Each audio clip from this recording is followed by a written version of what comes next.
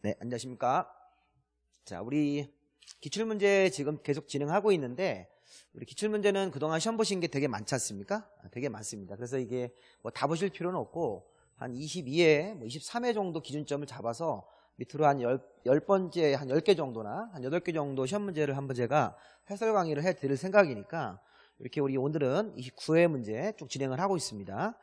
자, 일단은 여러분 여기 뭐 밴드나 유튜브 같은 데서 제 이름으로 검색하시면 또 관련된 그 공법 강의를 또 무료로 복습할 수 있으시니까 그런 것들 참고로 한번 보시고요.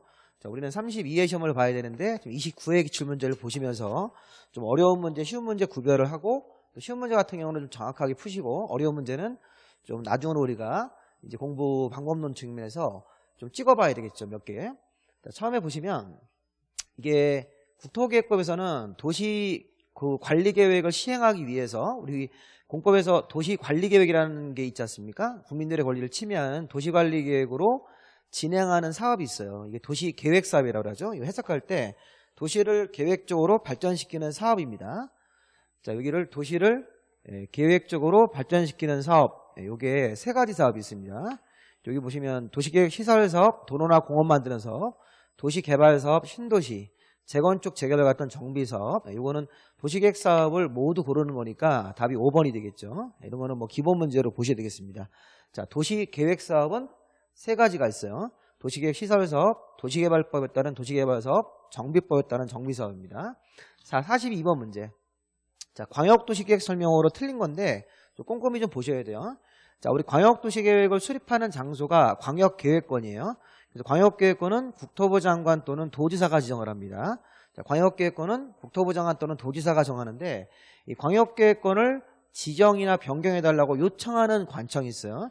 시도지사나 시장군수, 다른 중앙행정기관의 장들, 다른 장관들, 중앙행정기관의 장, 뭐 시도지사 이런 사람들은 국토부 장관한테 요청할 수 있고 이런 시장군수도 도지사한테 광역계획권 지정을 장관이나 도지사한테 요청할 수 있다. 그래서 광역계획권 지정 변경 요청 맞습니다.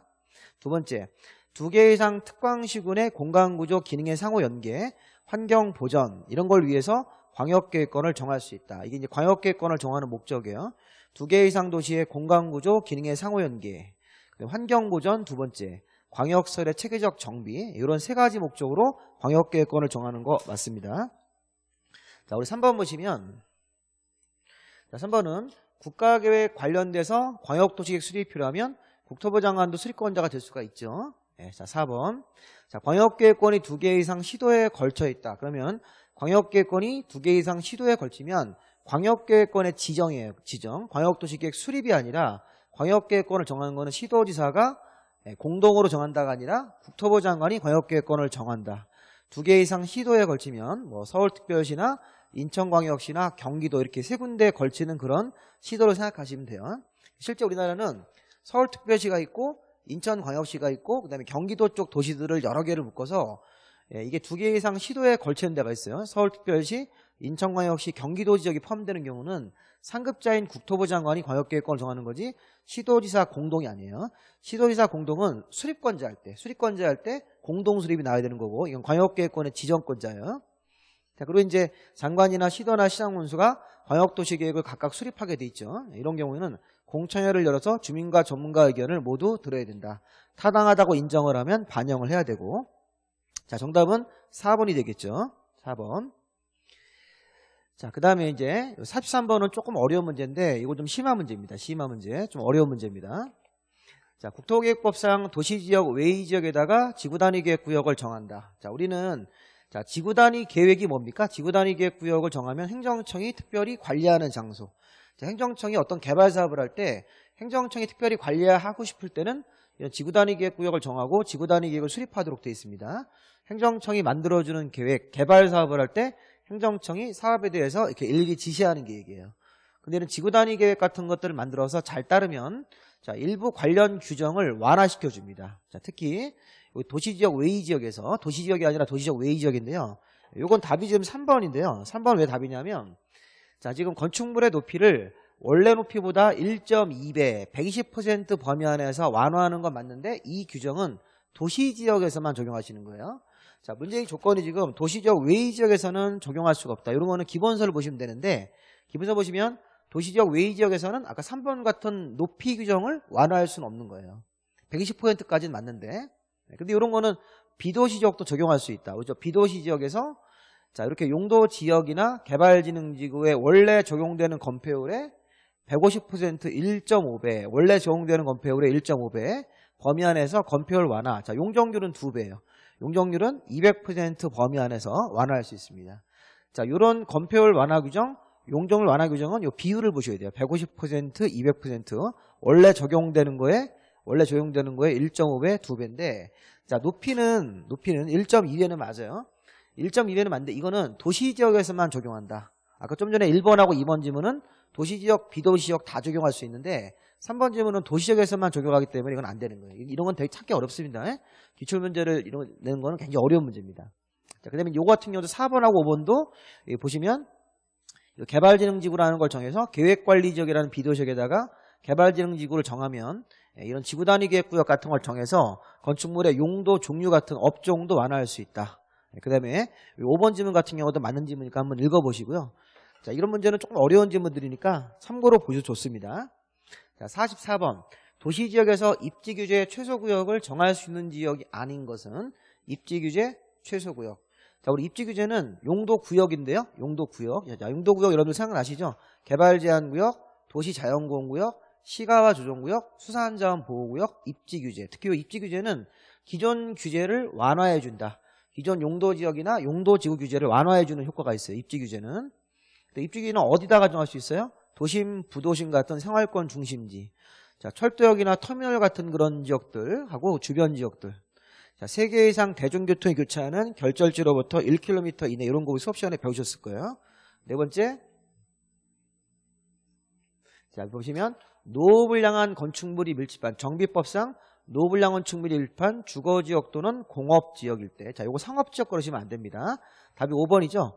근린재생형 활성화 계획이 아니라 도시경제형 활성화 계획 이렇게 도시경제 기반형 활성화 계획 이렇게 나가셔야 되겠죠. 해설 보시면 근린재생형이 아니라 도시경제 기반형 활성화 계획 이런 걸 수립하는 지역이니까 이것도 좀 어려운 지문인데 요 계획의 이름이 틀렸어요. 근린재생형 활성화 계획이 아니라 도시경제 기반형 활성화 계획 이런 거를 수립한 지역이라고 하셔서 이 문제도 조금 어려운 문제로 보셔야 돼요. 근데 우리가 수업 시간에 입지규제를 정하는 장소는 5군데가 있었으니까 한번 보신 거니까 이런 것들은 우리 배운 내용으로 푸시면 되겠습니다. 자, 다음 문제로 가겠습니다. 자, 우리 도시계획 시설 그럼 뭐예요? 도시계획 시설이란 용어가 나오면 도로나 공원이나 학교 만드는 거, 또 경화에서 공동구도 있죠. 공동구. 자, 우리 이제 여기 보시면 공동구 지문이 나왔네요. 공동구. 수업 시간에 공동구 배우셨어요. 공동구는 도시개발구역이든 뭐 정비구역이든 어떤 신규 개발지에서 개발 규모가 200만이 넘어가면 해당 개발 사업하는 자가 직접 공동구를 지하에다 설치해야 된다. 맞죠? 200만 넘는 신규 개발지니까 공동구를 지하에다 의무적으로 설치해야 되는 겁니다. 1번이 맞아요. 1번이 정답이네요. 자, 2번. 공동구 관리자가 우리 특별시, 광역시, 자치시와 자치도 시장 문수 6명이에요. 그 각 도시회장들은 5년마다 공동구 안전유지관리계획을 수립해야 된다. 그러니까 매년 1회 이상 안전 점검해야 되고 5년마다 안전유지관리계획을 수립해야 된다. 공동구 관리자의 업무. 이거 5년마다죠. 틀렸습니다. 자, 도시계획 시설부지를 결정해놓고 나서 자, 10년 동안 사업 안 하면 매수 청구할 수 있죠. 그러면 이제 매수 청구를 했더니 매수하지 아니하기로 결정 통지가 온 거예요. 그래서 이제 10년 지나서 매수 청구한 다음에 6개월 안에 매수 거절 통지가 오면 1년이 경과하면 해당 용도지역 건물을 짓는 게 아니라 1년이 지나는 게 아니라 여기 보시면 매수를 거절했을 때는 3층 이하의 단독주택, 3층 이하의 1종근생, 3층 이하로 2종근생 이런 것들을 건축할 수 있는 것이니까 여기 매수 청구를 하고 나서 도시계획 시설 결정되고 나서 10년 동안 사업이 없어가지고 매수 청구를 제가 넣었어요. 그랬더니 이제 6개월 안에 답변이 통보가 왔는데 6개월째 되는 날 매수 거절, 매수를 하지 않기로 이렇게 통지가 왔을 때는 1년 같은 거 따지는 게 아니에요. 따지는 게 아니라 매수를 10년 6개월째 거절 통지, 매수하지 않기로 결정했을 때는 바로 3층 이하의 단독주택, 3층 이하로 1종근생, 3층 이하로 2종근생 같은 상가, 그 밖에 공작물을 건축할 수 있는 거지 원래 해당 용도지역에 건물을 짓는 게 아닙니다. 이거는 전혀 근거 없는 말이에요. 1년이 경과하면 해당 용도지역 건물을 짓는 말은 말이 안 되는 거예요. 매수를 하지 않기로 결정되면 그 이후에 3층 이하의 단독주택, 3층 이하 1종근생, 3층 이하로 2종근생, 그 밖에 공작물을 허가받아 건축할 수 있다. 틀린 지문이에요. 자, 그 다음에 자, 도시계획 시설 부지가 되고 나서 이 단계별 집행계획상 도시계획 시설 결정 실효라는 게 있어요. 이 실효는 20년이 아니에요. 요거는 조금 어려운 지문인데 새로 생긴 조항. 도시계획 시설로 도시계획 시설 부지가 되고 나서 단계별 집행계획상 실효시기라는 게 있어요. 단계별 집행계획상 실효시기. 그 실효시기까지 이게 도시계획 시설 결정이 안 되면 도시관리계획을 입안 신청할 수 있다. 해제를 위한 도시관리계획을 입안 신청할 수 있다. 이렇게 다시 한번 도시계획 시설 결정고시가 되고 나서 20년이 아니에요. 이게 아니라 이 실효는 20년짜리가 아니라 다른 조항이에요. 도시계획 시설 결정 부지가 도시계획 시설로 결정돼서 그 해당 부지에서 단계별 집행계획상 별도로 실효하는 시기가 있어요. 실효시기. 단계별 집행계획상 실효시기까지 시설 결정 시설시기까지 사업을 만약에 안 하게 되면 도시계획 시설 결정을 해제해달라고 도시관리계획 입안 신청을 할 수 있다. 있답니다. 있다. 이거는 이제 도시계획 시설로 결정되고 나서 여기 실효 시기까지 해당 도시계획 시설 사업이 시행이 안 되면 여기 해제를 위한 도시관리계획 입안을 신청할 수 있다. 그래서 이제 땅주인들이 도시관리계획 결정을 해제해달라 이렇게 입안 신청하는 그런 게 있다는 겁니다. 새로 생긴 조항. 자, 이거는 20년이죠. 20년이 날 때까지 사업이 안 되면 20년 되는 다음 날에 도시계획 시설 결정은 효력을 잃는다. 이렇게 되는 거니까 10년이 잘못됐습니다. 이것도 조금 우리가 지문이 긴데 수업 시간에 배운 내용을 잘 생각해 보시면 풀 수 있을 겁니다. 자, 다음 문제.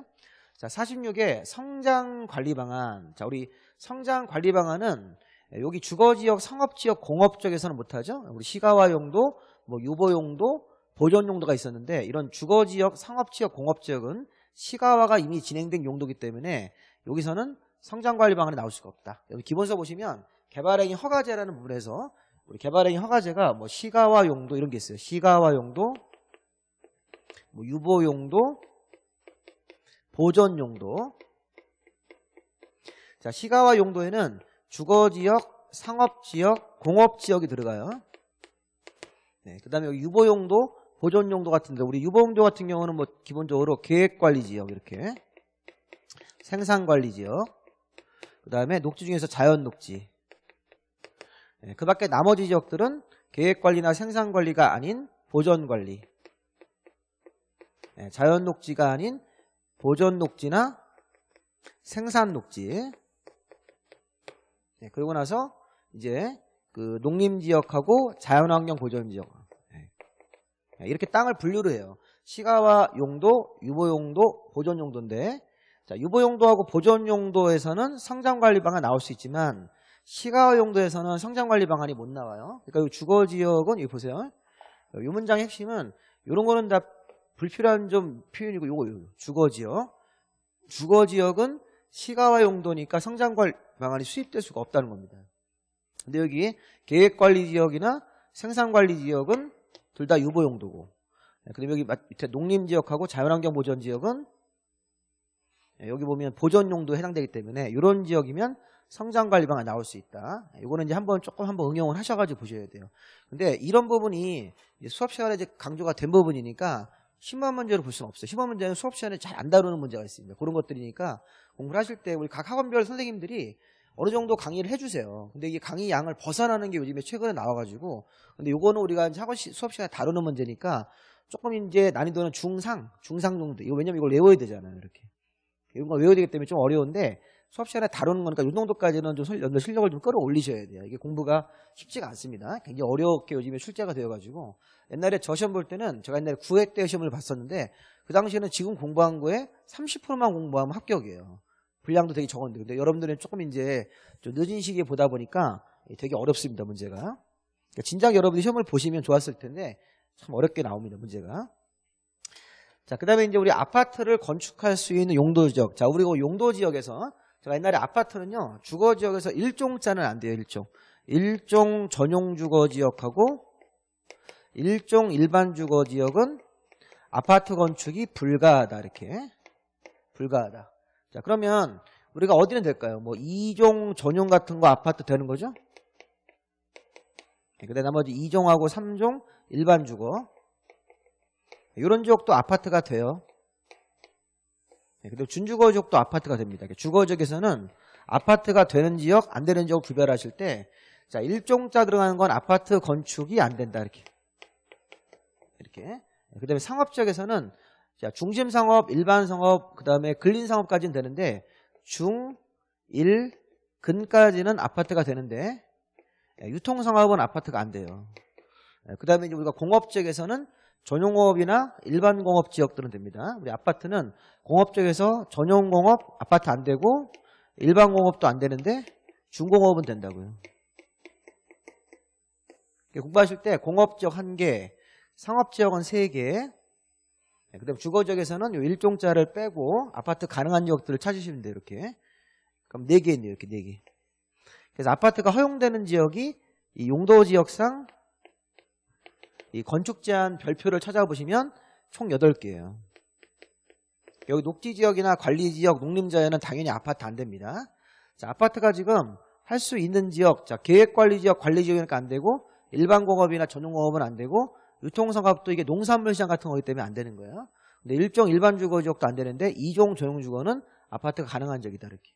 답이 5번이 되겠죠. 자, 이것도 많이 하신 거니까 보실 수 있겠습니다.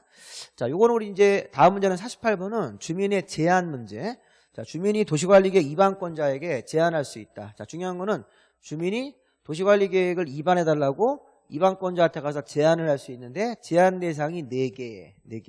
기반시설의 설치, 정비, 기반시설, 지구단위계획 구역의 지정, 지구단위계획 수립, 산업유통개발진흥지구, 산업유통개발진흥지구의 지정.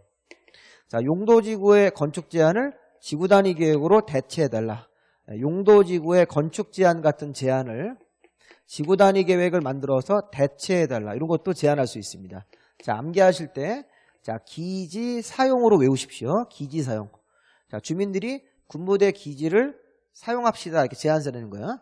우리 주민들이 하루 운동회 같은 거 하려고 주민이 군부대 기지를 하루만 사용하자. 이렇게 제한하는 겁니다. 중요한 거는 요 기반시설 같은 걸 제한할 때는 동의요건, 기반시설에 설치든 기반시설에 정비든 간에 제한을 할 때는 제한 면적의 5분의 4 이상의 동의를 받아야 되는데 요거 3분의 2니까 잘못됐어. 3분의 2. 5분의 4, 3분의 2 중에서 요거는 맞는데 요건 틀렸다고요. 기반시설에 설치든 정비든 둘 다 5분의 4입니다. 자, 지구단위계획구역 지정, 지구단위계획 수립은 전체 제한 면적의 3분의 2 정도 땅을 찾아서 거기 소유자 동의를 다 받으셔야 되고 산업유통을 제한할 때도 3분의 2. 그렇게 되는 거죠. 그 다음에 용도지구의 이런 건축물의 용도 종류 같은 건축 제한을 지구단위 계획으로 대체해달라 이런 제한도 3분의 2가 되는 거예요. 주민이 제한하는 거가 원래 이제 기지 사용인데 그 기반시설의 설치, 기반시설의 정비로 쪼갠 다음에 문제를 내서 답을 2번으로 구할 수 있겠습니다. 자, 기지 사용을 제한하는 것. 자, 그리고 하나 조심할 거는 여기 면적을 따질 때요. 국공유지를 제외한 사유지 면적으로 따지는 거예요. 이것도 이제 우리가 시험문제에서 한번 나왔었죠. 30회 때. 이거 이제 토지 면적을 따져서 3분의 1을 계산할 때는 제한 면적으로 계산하는데 그 제한 면적의 국공유지는 빼고 사유지만 가지고 면적을 재서 3분의 1을 곱해가지고 면적을 계산해가지고 동의 받으라는 거예요. 그래서 이제 국공유지를 뺀 토지 면적이 10,000제곱미터다. 10,000제곱미터의 3분의 2면 그래서 뭐 예를 들어서 66%, 66.7%니까 대충 뭐 66,600, 7,000 뭐 이 정도 이렇게 6,667 이 정도 원래 이제 이게 이제 계속 666으로 나가는데 반올림을 해가지고 그래서 이 정도 되는 땅의 크기를 찾아서 여기 소유자 동의를 모두 받아오라는 거죠. 근데 이제 5분의 4 같은 경우는 10,000제곱미터에 5분의 4면 8,000이 되겠죠. 이렇게 동의를 받아야 되는 면적을 찾아서 여기 있는 땅 주인들을 동의를 다 받아오시라는 거예요. 주민이 제한하는 것 이런 건 뭐 또 나올 수 있는 문제니까 자 49번 가보겠습니다.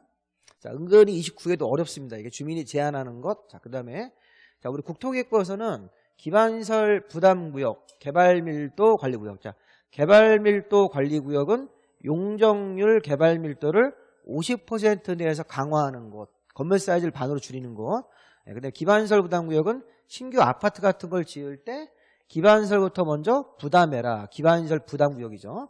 자, 우리 개발밀도 관리구역에서는 건폐율 또는 용적률을 대통령령으로 비율을 정하여 강화한다지 강화. 이 완화가 들어가시면 안 돼요. 자, 개발밀도 관리구역은 건폐율 또는 용적률을 대통령령으로 강화하는 지역이다. 완화 틀렸어요. 특히 이제 대통령령을 찾아보시면 대통령령의 건폐율 쪽 숫자는 않고 용적률만 50% 강화한다 이렇게 나 있어요. 여기 조심할 게 뭐냐면 이 개발밀도 관리구역은요.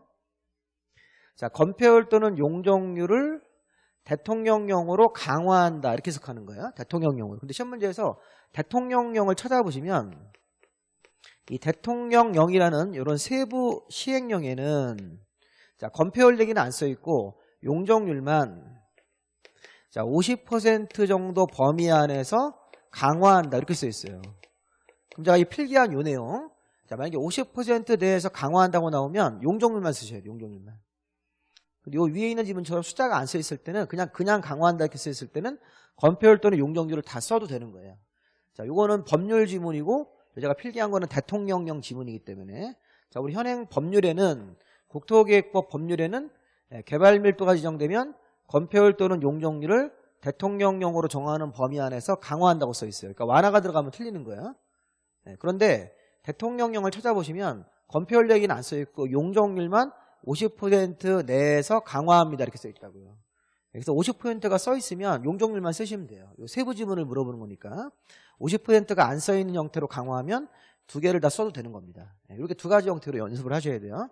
자, 우리 개발밀도관리구역을 지정을 해요. 그럴 때는 자, 우리가 개발밀도는 누가 정합니까? 특별시, 광역시, 자치시와 자치도 시장군수니까 군수도 개발밀도관리구역을 정하는데 자, 도시계획위원회 심의를 거쳐서 바로 그냥 지정하는 거지 도지사한테 승인받는 규정 없습니다. 자, 개발밀도관리구역은 도시계획위원회 심의를 거쳐서 심의 다음에 그냥 고시예요. 주민의견도 안 됐습니다. 그래서 개발밀도는 심의를 거쳐서 바로 지정, 고시하시면 되는 거예요. 자, 그 다음에 세 번째.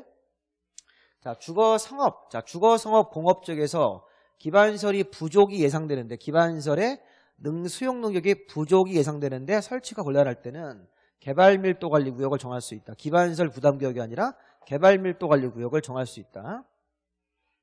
이것도 틀렸네요. 자, 그 다음에 이제 시장 같은 아까 우리가 시장군수 같은 시장은 기반설 부담구역을 지정하면 기반설 설치계획이라는 계획을 1년 안에 수립을 해서 이 도시관리계획에다 반영을 해가지고 기반설 공사를 해야 된다. 요 4번이 맞죠. 자, 5번 보시면 개발밀도관리구역에서 개발행위를 허가받고자 하는 자는 기반설 설치 비용을 부담했다. 우리가 기반설 부담구역에서 돈 좀 내라. 기반설의 설치 비용. 근데 이거는 모든 사람들이 다 내는 게 아니라 기반설 부담구역에서 개발행위를 하는데 어떤 개발행위냐. 이거 그때 되면 모든 개발행위가 아니라 자, 이게 연면적 200제곱미터 초과하게 신축, 증축하는 개발행위. 그런 사람들한테 기반설의 설치 비용을 일정한 비용을 부과한다. 기반 설치 비용은 요 개발행위가 모두가 아니에요. 모두. 요 개발행위 중에서 토석 채취, 토지 형질 변경 이런 건 안 되고 건물의 신축이나 증축을 하는데 건물주가 연면적이 200제곱미터 초과하는 이런 형태로만 부과합니다. 연면적 200제곱미터 초과하는 신축, 증축 같은 자에게만 부과한다.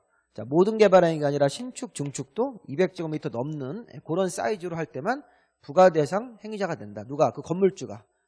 기반설 부담구역에서 돈 좀 내라.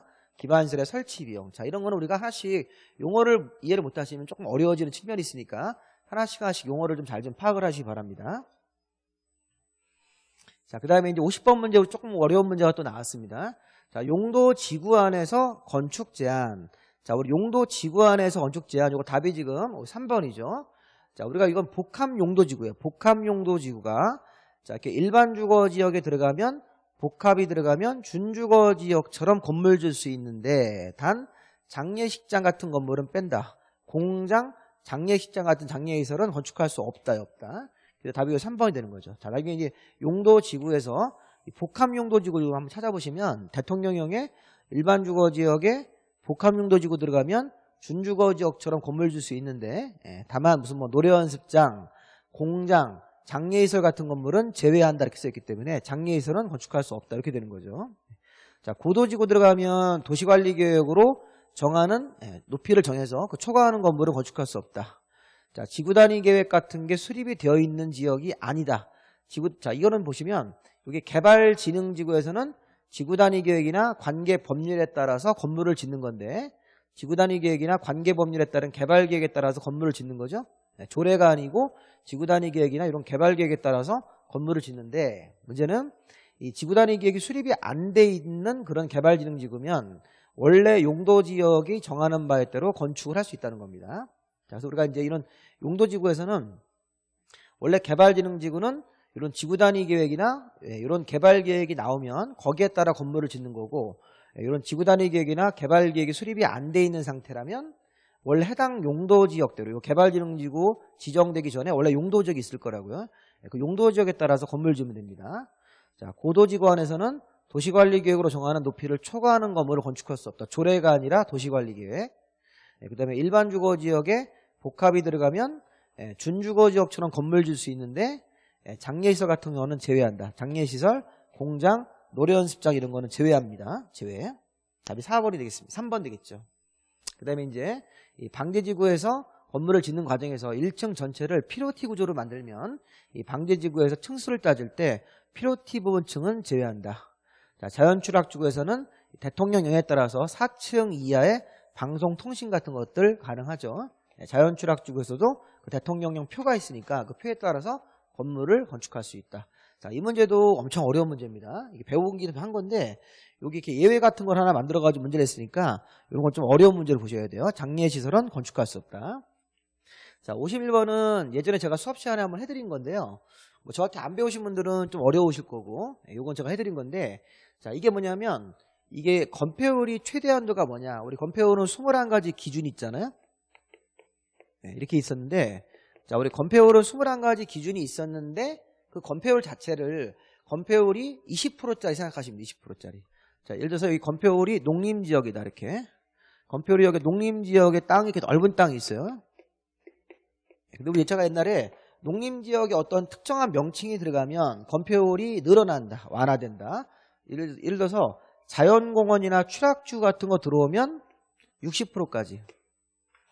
자, 우리가 자, 원래 농림지역은 20%밖에 건폐율이 없어요. 20% 이하라고, 이하. 근데 농림지역에 뭐가 들어온대요? 자, 농림지역에 제가 옛날에 이런 거 있었죠. 국가산업단지가 들어가면. 자, 우리 이거부터 해볼까요? 70%까지 변할 수 있는 게 뭐냐? 농공단지. 그다음 60%까지 변하는 거. 농림지역 땅 위에 자연공원이나 추락지구, 자연공원이나 추락지구가 들어오면 60%까지. 국가산업단지가 들어가면 국가산업단지나 일반 산업단지, 여기 써있네요. 국가산업단지. 이런 거 들어가면 건폐율이 80%까지 커져요. 그 다음에 개발진흥지구. 개발진흥지구 들어가면 40%. 수산자원 보호구역 들어가면 40%. 자, 여러분들 이거 이해를 하셔야 돼요. 이해하시고 같이 외워보시고 암기하시는 겁니다. 자, 우리는 농림지역 20% 아니면 뭐 자연환경보전지역 20% 그런 게 있지 않습니까? 그런 땅 위에 이렇게 노란색 명칭들을 추가로 정할 수 있다는 거예요. 이거를 이제 전제를 하셔야 돼요. 농공단이 들어가면 시골에 조그맣게 공단 세우는 거 농촌. 자, 추락지구나 자연공원 들어가면 60%까지. 국가산업단지나 일반산업단지는 80%. 개발진흥지구 들어가면 원래가 20인데 개발진흥지구 때문에 40%까지 변한다고요. 수산자원 보호구역도 40%고. 그럼 보세요. 자연공원이 들어가면 자연공원이면 이거 자연공원이니까 60%까지 변하네요. 자, 국가산업단지는 80%까지 변하죠. 80%. 수산자원 보호구역은 40%. 도시지역, 외지지역이 농림지역에 개발진흥지구 들어가면 40%. 근데 여기 이제 자연녹지에 개발진흥지구 들어가면 30%로 변하는 겁니다. 사실은 여기가 농림지역에 개가 들어가면 40%인데 이 땅이 자연녹지에 개가 들어가면 30%로 또 변하는 거예요. 자연녹지. 땅이 자연녹지다. 여기가 원래 20%다. 근데 요 위에 뭐가 들어가시면 개가 들어가면 개발진흥지구 들어가실 때는 30%까지 변한다고요. 그러니까 뭘 찾는 거예요? 가장 큰 거. 가장 큰 거. 요거 답이 2번이 되는 거죠. 국가산업단지는 80%니까. 자, 암기할 때 저랑 공부하시는 분들 이렇게 암기했어요. 자, 70세 나이의 농부가 60살 때 자취했었다. 자취. 60살에 자취하다가 국가산업단지에 들어가서 물건 훔쳐다가 판다. 그래서 그 돈 가지고 우리 보신탕 해먹으려고 개를 샀다. 개를 사서 해먹다가 절도죄로 수사받았다. 이렇게 좀 유치하지만 그렇게 암기하시는 거예요. 자, 70세 농부가 농공단지 60살 때 자취했었다. 자취. 자연공원 추락지구. 근데 국가산업단지에 들어가서 물건 훔쳐다가 팔고 그 돈으로 개를 사서 개사 절도죄로 잡혀서 수사받았다. 이렇게 개를 사서 자연녹지에 가서 개를 삶다가 잡혀서 수사받은 거예요. 이렇게 좀 말도 안 되지만 이렇게 한번 외워보세요. 이렇게 안 그러면 이거 생으로 다 외우셔야 된다고요. 이렇게 건폐율 외우는 거 이렇게 한번 연습을 해봤습니다. 자, 이 지문은 저한테 들은 분들은 이거 알려줬으니까 맞췄는데 이게 저한테 안 들으신 분들은 거의 다 틀리셨더라고요. 이런 건 시험 문제 안 나온다고 하셨는데 시험 문제가 나왔다고요. 이렇게 이제 좀 이상한 문제도 있습니다. 그래서 우리가 70세 나이의 농부가 60살 때 자취했었어요. 국가산업단지에 들어가서 물건 훔쳐다가 팔고 그 돈으로 개를 샀죠.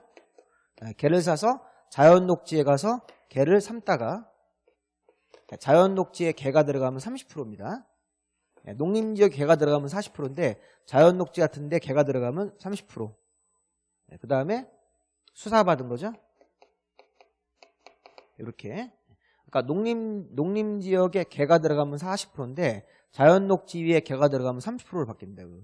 이렇게. 자연녹지에서는 30%. 자연녹지에 개가 들어가면 30% 이렇게. 농림지역에 개가 들어가면 40%. 지금 뭐 하는지 모르시는 분도 계실 것 같아요.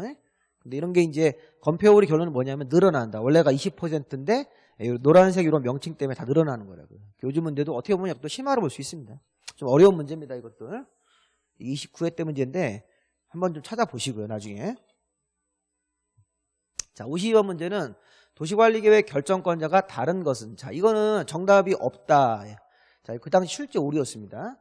자, 이게 개발제한구역은 국토부 장관이 도시관리계획 결정으로 개발제한구역을 지정 변경하시는 거예요.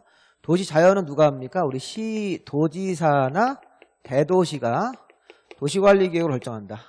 자, 입지규제는 누가 할까요? 시도지사 있고 대도시가 있고 추가적으로 국토부 장관도 있는 거야. 이렇게. 그리고 국가계획하고 연계돼서 시가조정구역이 필요한 경우니까 이거는 국가계획하고 연계된다고 그랬으니까 이 지문은 국토부 장관만 하셔야 된다고요. 그리고 두 개 이상 시도에 걸쳐서 국토부 장관이 자기가 위반했으니까 국토부 장관 자기 자신이 결정하셔야 된다고요. 이 문제가 지금 뭘 묻는 거예요? 이게 지금 결정권자인데 1번은 국토부 장관, 도시자연은 시도나 대도시, 입지규제는 시도나 대도시가 있고 장관까지. 자, 4번 질문은 국가계획하고 연계된 시가 하니까 국토부 장관만 결정하셔야 되고요. 이것도 국토부 장관이 자기 자신이 위반했으니까 국토부 장관. 그러면 결정권자가 다른 거 좀 찾아보세요. 이거 보시면 다른 게 지금 두 개가 다르잖아요. 두 개가.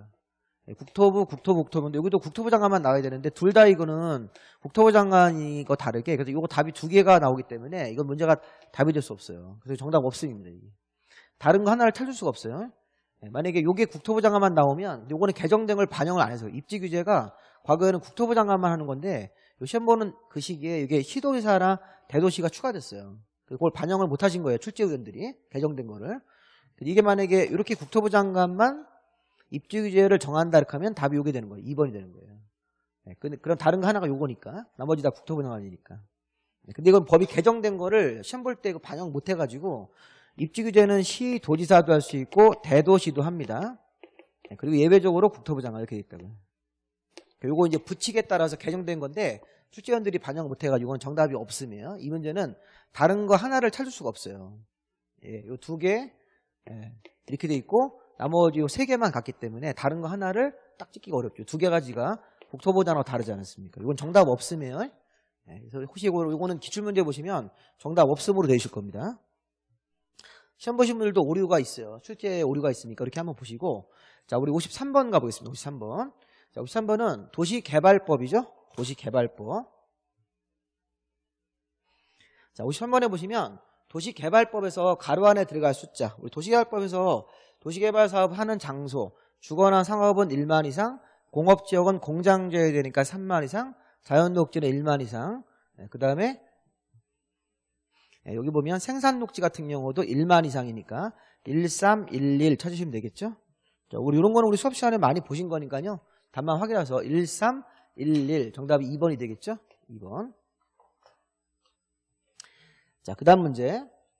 자, 도시개발 사업의 시행에 관한 설명하기다. 옳은 것은, 자, 국가는 도시개발 사업 시행자가 될 수 있죠.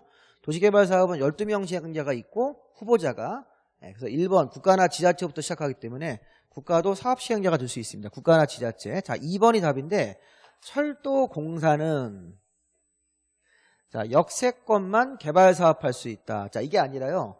그리고 도시개발 사업 시행자 중에서 1번 시행자 후보가 국가나 지방자치단체고요. 나중에 책을 찾아보세요. 2번 시행자는 국가공기업인 공공기관이에요. 공공기관. 이 공공기관에 토지주택공사 같은 거 들어가고 농어촌공사, 그다음에 철도공사가 들어가는 거예요. 철도공사. 우리 한국철도공사가 여기 들어간다고요. 기타 등 여러 가지 공기업들. 자, 세 번째 우리 시행자 후보가 정부 출연기관이에요. 정부 출연기관. 그 정부 출연기관에 뭐가 들어가냐면 철도시설공단이에요. 철도시설공단. 근데 뭐 제주도 개발센터 이런 것도 있는데, 자, 철도시설공단은 우리 KTX역 주변 역세권만. 그래서 우리 기차역 역세권만 도시개발 사업을 한다 이렇게 써 있어요. 자, 그럼 보세요. 문제가 철도공사는 공공기관에 들어가기 때문에 토지공사나 철도공사 같은 공기업들은 장소 제한 없이 사업하면 되고, 정부 출연기관에 들어가는 철도시설공단이에요. 철도공사는 우리가 이제 열차를 운행하는 공기업이죠. 그런데 이 철도시설공단은 철도 레일 같은 걸 설치하고 이제 파손되면 고치고 이런 게 철도시설공단이라고요. 그러면 철도시설공단은 역세권만 하는데, 이 문제는 지금 보세요. 철도공사가 역세권 사업을 한다고 이렇게 됐잖아요. 그러니까 철도공사가 아니라 철도시설공단이 역세권만 하고, 토지공사, 뭐 농어촌공사, 철도공사 이런 공기업들은 공공기관이기 때문에 국가공기업이니까 장소 제한이 없다. 철도시설공단이 역세권만. 답이 2번이 되시는 거라고. 이렇게 2번. 여기 또 2번 틀렸죠? 1번, 2번 다 틀렸습니다. 다 지금 이렇게 시행자가 지금 찾는 거는 옳은 걸 찾는 거네요. 자, 1번도 잘못됐고 2번도 잘못됐습니다. 철도공사가 아니라 철도시설공단이 정부 추정기관, 철도시설공단이 역세권 같은 사업만 시행자가 된다. 이렇게. 그 다음에 지정권자는 실시계획 인가를 받으면 2년 안에 사업 착수 안 하면 시행자를 변경할 수 있다. 자, 이렇게. 자, 우리 이거 같은 경우는 이제 그 실시계획 같은 거가 인가가 나오고 나서 2년 안에 사업 착수 안 하면 시행자를 변경할 수 있는 시행자 변경 사유니까 이런 질문들이 맞게 되겠죠? 3번. 자, 그 다음에 이 토지 소유자가 도시개발구역 지정을 제한할 때는 전체 면적의 3분의 2 이상 동의를 받아야 된다. 자, 토지 소유자 같은 민간 시행자 도시개발구역 지정 제한할 수 있죠? 면적 3분의 2 이상 동의를 받아야 된다. 그 다음에 여기 국가나 지방자치단체 같은 공공시행자는 토지 분양 업무를 주택건설업자한테 대행시킬 수 있다. 그리고 3분의 2 대행시킬 수 있으니까 답이 3번이 되겠습니다. 해설 보시면서 이 문제도 조금 자세히 보셔야 되는 문제입니다. 난이도가 중상 정도는 되는 것 같습니다. 자, 그렇게 해서 한번 좀 읽어보시고, 자, 다음 문제 55번 도시개발 조합에 관한 설명이다. 옳은 것은, 자, 도시개발 조합 설립하려면 자 7명 이상이 정관 같은 서류를 만들어서 지정권자에게 조합 설립 인가, 지정권자라고 하셔야 돼요. 지정권자. 시도지사나 대도시, 국토부장 같은 지정권자에게라고 해야 되지 장관에게 하시면 안 됩니다. 토지 소유자 7명 이상이 정관 같은 서류를 만들어서 지정권자에게 설립인가 받고 나중에 등기까지 해야 되겠죠. 자, 설립인가 받은 사항을 변경할 때는 변경인가인데 주된 사무소 소지 변경은 간단한 변경사항이니까 변경 신고만 하시면 되겠죠. 자, 조합 설립인가를 신청하려면 자, 조합 설립할 때는 앞에 면적 3분의 2 이상 토지 소유자와 토지 소유자 총수 2분의 1 이상 동의를 받아야 된다. 조합을 설립하려면 설립인가서라는 걸 내야 되는데 그 동의서가 들어가셔야 돼요.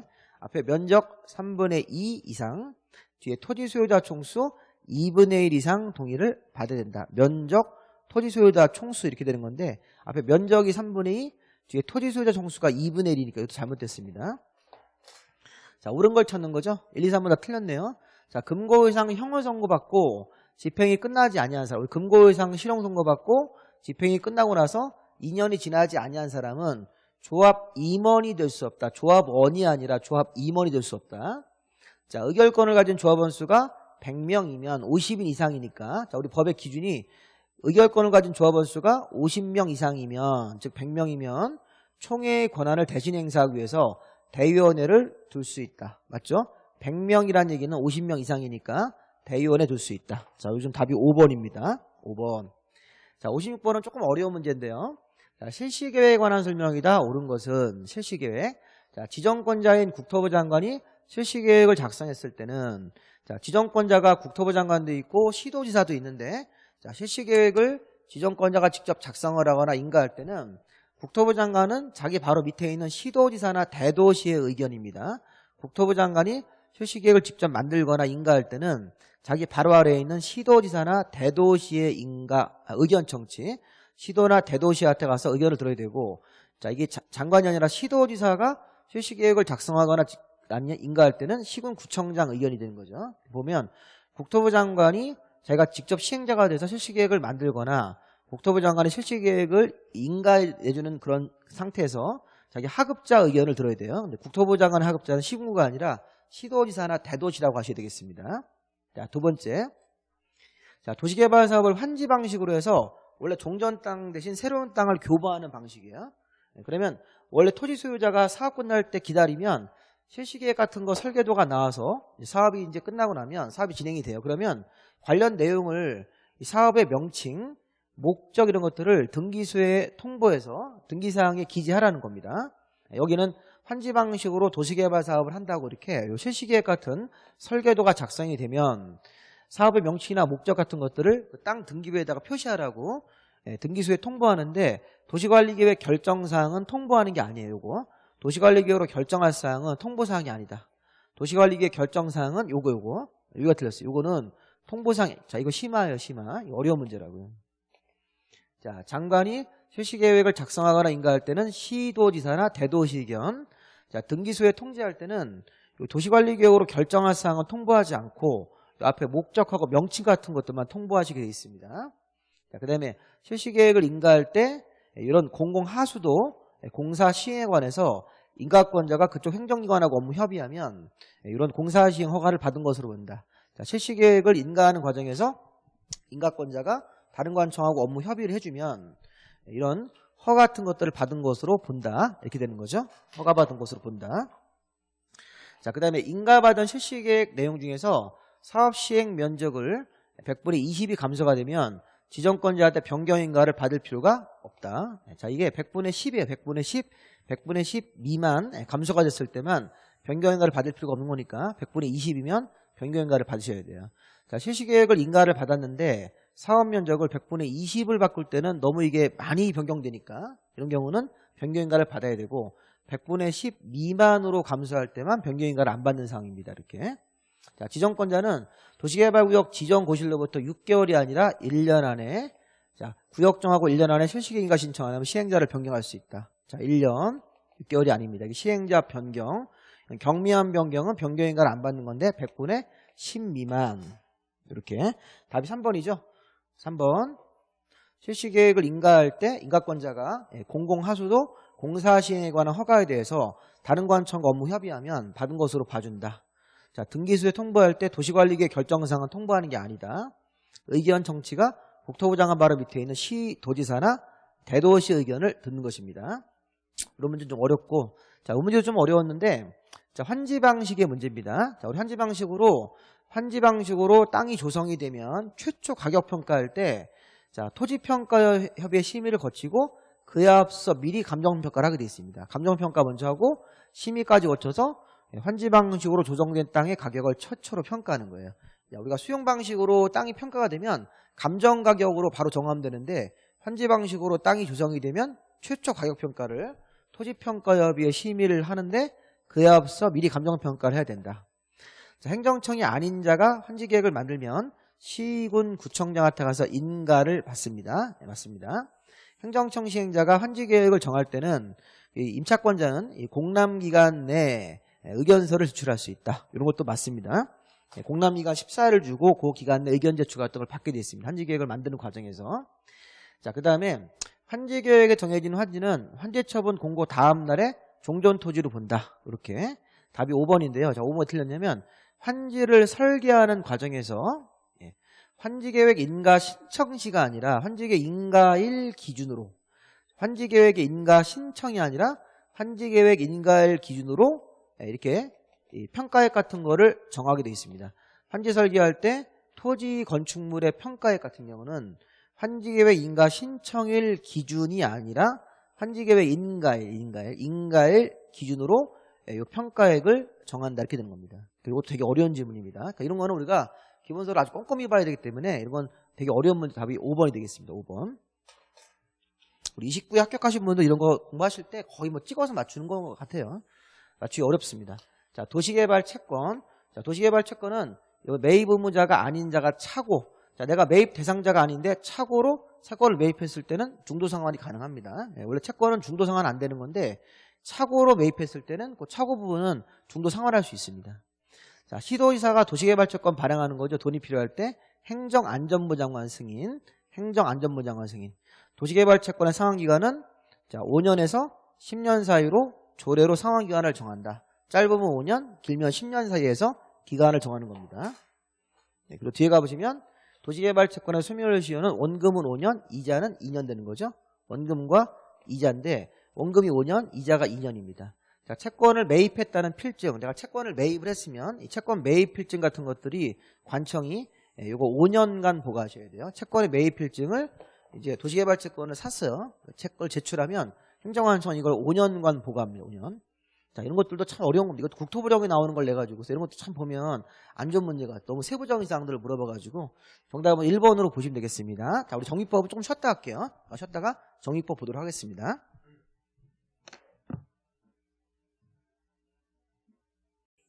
자, 우리 계속 보시겠습니다. 자, 59번은 도시 및 주거환경 정비법입니다. 제가 좀 복장이 바뀌었는데 날짜를 좀 다르게 해서 찍어서 그렇습니다. 자, 우리 이전 시간까지는 도시개발법 보셨고, 자, 정비법 문제.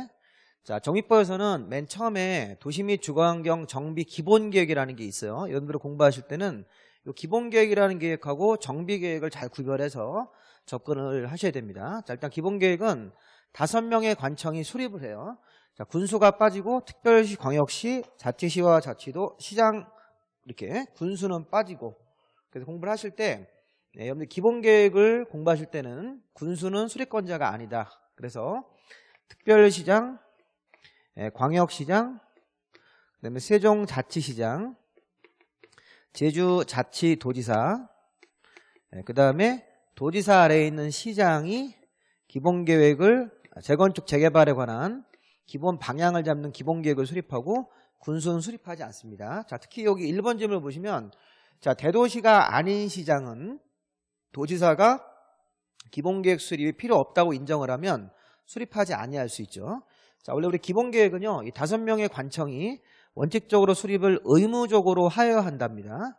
근데 이 시장 중에서 인구가 50만 이상이면 대도시, 인구가 50만보다 미만이면 대도시가 아니신데, 이 대도시가 아닌 시는 도지사가 기본계획이 수립이 필요 없다 이렇게 인정을 하면 수립하지 아니할 수 있는 임의적 수립이라는 예외가 있어요. 자, 맞고. 자, 2번 지금 잘못됐죠? 자, 기본계획은 수립권자가 5명이죠? 특별시, 광역시, 자치시와 자치도, 시장이 수립했으면 5년마다 타당성 검토도 그 5명의 수립권자가 하시는 겁니다. 국토부 장관이 아니라 5명의 수립권자가 5년마다 타당성 여부를 검토해서 문제가 있으면 그 결과를 반영해야 됩니다. 자, 기본계획을 수립할 때는 기본계획 수립을 한다는 그런 내용을 주민에게 14일 이상 공람을 해서 주민 의견을 들어야 되는 거죠. 공람 기간 동안. 자, 문제는 안 났지만 정비계획 만들 때는 30일이고 기본계획 같은 거 만들 때는 14일 이상 주민 공람 맞습니다. 자, 정답은 2번으로 나왔고요. 자, 4번도 만나볼까요? 자, 기본계획에는 재건축 재개발 사업에 대한 기본 방향을 잡음으로 이런 사회복지시설, 주민 문화시설 같은 것들도 내용으로 포함돼야 된다. 그래서 기본계획 같은 거 우리 예전에 공부하실 때 정비 예정구역 같은 걸 정하고 또 건폐율, 용적률, 밀도계획 같은 걸 정하고 재건축 재개발의 기본 방향을 정하면서 이런 사회복지시설, 문화시설 같은 것들 내용도 포함이 되어 있습니다. 자, 우리 요거는 경미한 변경이죠. 자, 우리가 기본계획은 대도시가 아닌 시장은 수립을 할 때 아까 제가 임의적 수립이에요. 아까 우리 1번 질문에서 도지사가 필요 없다고 인정을 하면 기본계획은 수립하지 아니할 수 있다. 대도시의 시장이 아닌 시장은. 만약에 수립을 했다면 도지사한테 승인까지 받아야 돼요. 자, 대도시의 시장이 아닌 시장은 기본계획을 수립할 수도 있다. 안 할 수도 있고. 그러면 수립을 만약에 한다면 도지사한테 승인까지 받아야 되죠. 그럼 승인받은 내용을 변경할 때도 변경 승인인데 이렇게 사업 그 계획 기간 같은 걸 단축한다. 정비계획의 계획 기간을 단축하는 거는 경미한 변경이니까 이 대도시가 아닌 시장이 이런 거 바꿀 때는 승인을 받을 필요가 없다. 원래는 승인을 받아야 되는데 이 문장은 되게 어려운 문장입니다. 답은 이제 쉽게 우리가 아까 2번으로 알 수 있고 대도시의 시장이 아닌 시장은 기본계획을 수립하거나 변경할 때는 도지사한테 승인을 받아야 되는데 자 여기 계획 기간의 단축 같은 것들은 경미한 사항이니까 변경 승인을 안 받습니다. 자 맞는 지문으로 보시면 되겠습니다. 자 다음 문제. 다음 문제는 가로넣기 문제죠. 이건 우리 수업 시간에 여러 번 했던 기본 문제인데요. 자 보시면 재개발 추진위원회가 조합 설립할 때는 전체 토지동 소유자의 4분의 3 면적 2분의 1 동의받아서 정관 같은 서류를 첨부해가지고 시장군수청한테 인가를 받아야 된다. 그런데 이제 4분의 3과 2분의 1 들어가야 되겠죠. 4분의 3과 2분의 1. 이제 두 번째, 요 세 번째 항목은 정관의 기재사항 같은 것들을 변경할 때, 자 우리가 보통 정관의 내용을 변경할 때는 전체 조합원 총회를 열어서 과반수의 전체 조합원의 과반수 의결이 나오면 변경이 가능한 거예요. 근데 여기 보면 조합원 자격 같은 거, 조합원의 자격, 또 임원의 자격 이런 거 변경할 때는 자 여기 동의 요건이 3분의 2 이상은 나오셔야 돼요. 그러니까 이 내용은 원래는 조합의 정관의 내용을 변경할 때는 조합원 총회 같은 걸 열어서 전체 조합원의 과반수 의결이 나오면 변경 가능한데 이 조합원의 자격 같은 걸 바꿀 때는 3분의 2 이상 찬성이 나오셔야 돼요.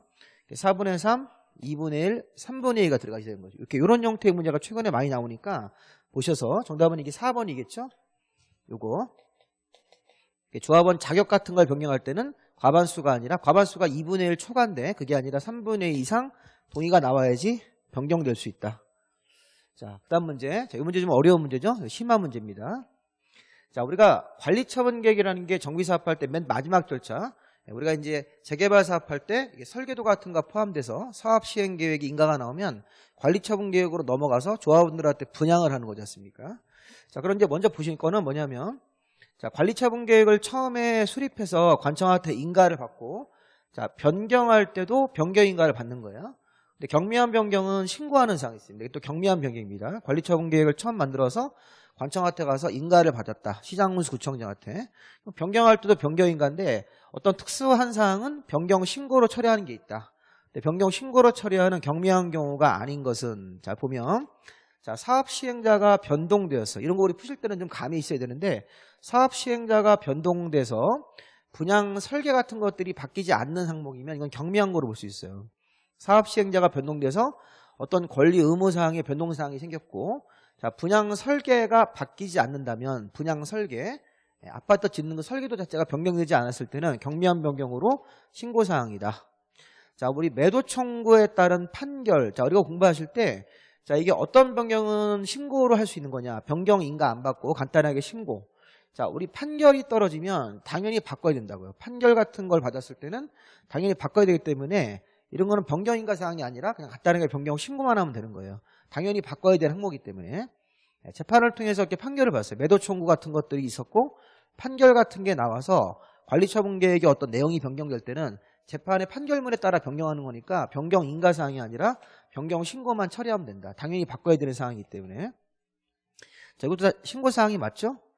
이런 건 우리가 이제 뭐 기본서를 보더라도 아주 세부적 사항이고 또 어떤 기본서에 이런 내용이 아예 없어요. 그러니까 이런 걸 낸다는 거는 의도적으로 어렵게 낸 거죠 문제를. 자 이 보면 주택 분양받을 사람들이 분양받을 권리를 포기하고 돈으로 달라 이런 얘기예요. 그럼 이런 것도 이렇게 포기할 수 있는 권리가 있기 때문에 이런 거에 대해서 관리처분계획 변경되는 거는 당연히 바꿔야 되는 사항이니까 변경 인가가 아니라 변경 신고하는 사항이 맞습니다. 자, 그다음에 그 4번이 답인데 자, 계산에 착오가 있었을 때 오기 누락이 있을 때는 당연히 바꿔야 되는데 계산 착오로 인해서 관리처분계획을 만들었다 변경을 하는데 불이익을 받는 사람이 생기면 변경 인가 사항이죠. 자, 이건 변경 신고 사항이 될 수 없어요. 변경 신고할 때 계산 착오로 인해서 변경 같은 거 단순하게 정정을 해야 되는데 불이익을 받는 사람이 생긴다면 변경 신고 사항이 아니라고 하셔야 돼요. 변경 신고 사항이 될 수가 없다. 불이익을 받는 사람이 없을 때 변경 신고 사항으로 맞습니다. 자, 이것도 마찬가지로 사업 시행 인가 같은 게 또는 정관 같은 게 바뀌면 관리처분 계획도 같이 변경돼야 되는 상황이기 때문에 앞에 게 바뀌면 뒤에 관리처분 계획도 변경이 되셔야 되고 그런 건 변경인가 처리하지 말고 당연히 바꾸는 사항이니까 변경 신고 사항이 맞습니다. 자, 이 문제를 푸실 때 막연하게 외우지 말고 판결 같은 거 받았을 때 또 앞에 어떤 정관 같은 게 바뀌면 뒤에 관리처분 계획도 따라 바뀌어야 되기 때문에 관청할 때 심사받지 않고 바뀌었습니다 이렇게 신고만 하면 된다는 겁니다. 이런 것들은 이런 건 조금 어렵지만 조금 읽어보시면 좀 감이 있으실 거예요. 자, 그 다음에 62번 문제는 우리 정비법에는 앞에 보면 주민 공동이용설 이런 것도 있고 또 정비 기반도 있는데 우리 정비 기반을 공부할 때는 우리 뭐 도로, 뭐 상하수도, 공원 이런 거라서 재개발 아파트 바깥에 있는 거예요. 재개발 아파트 바깥에 있으면 정비 기반설.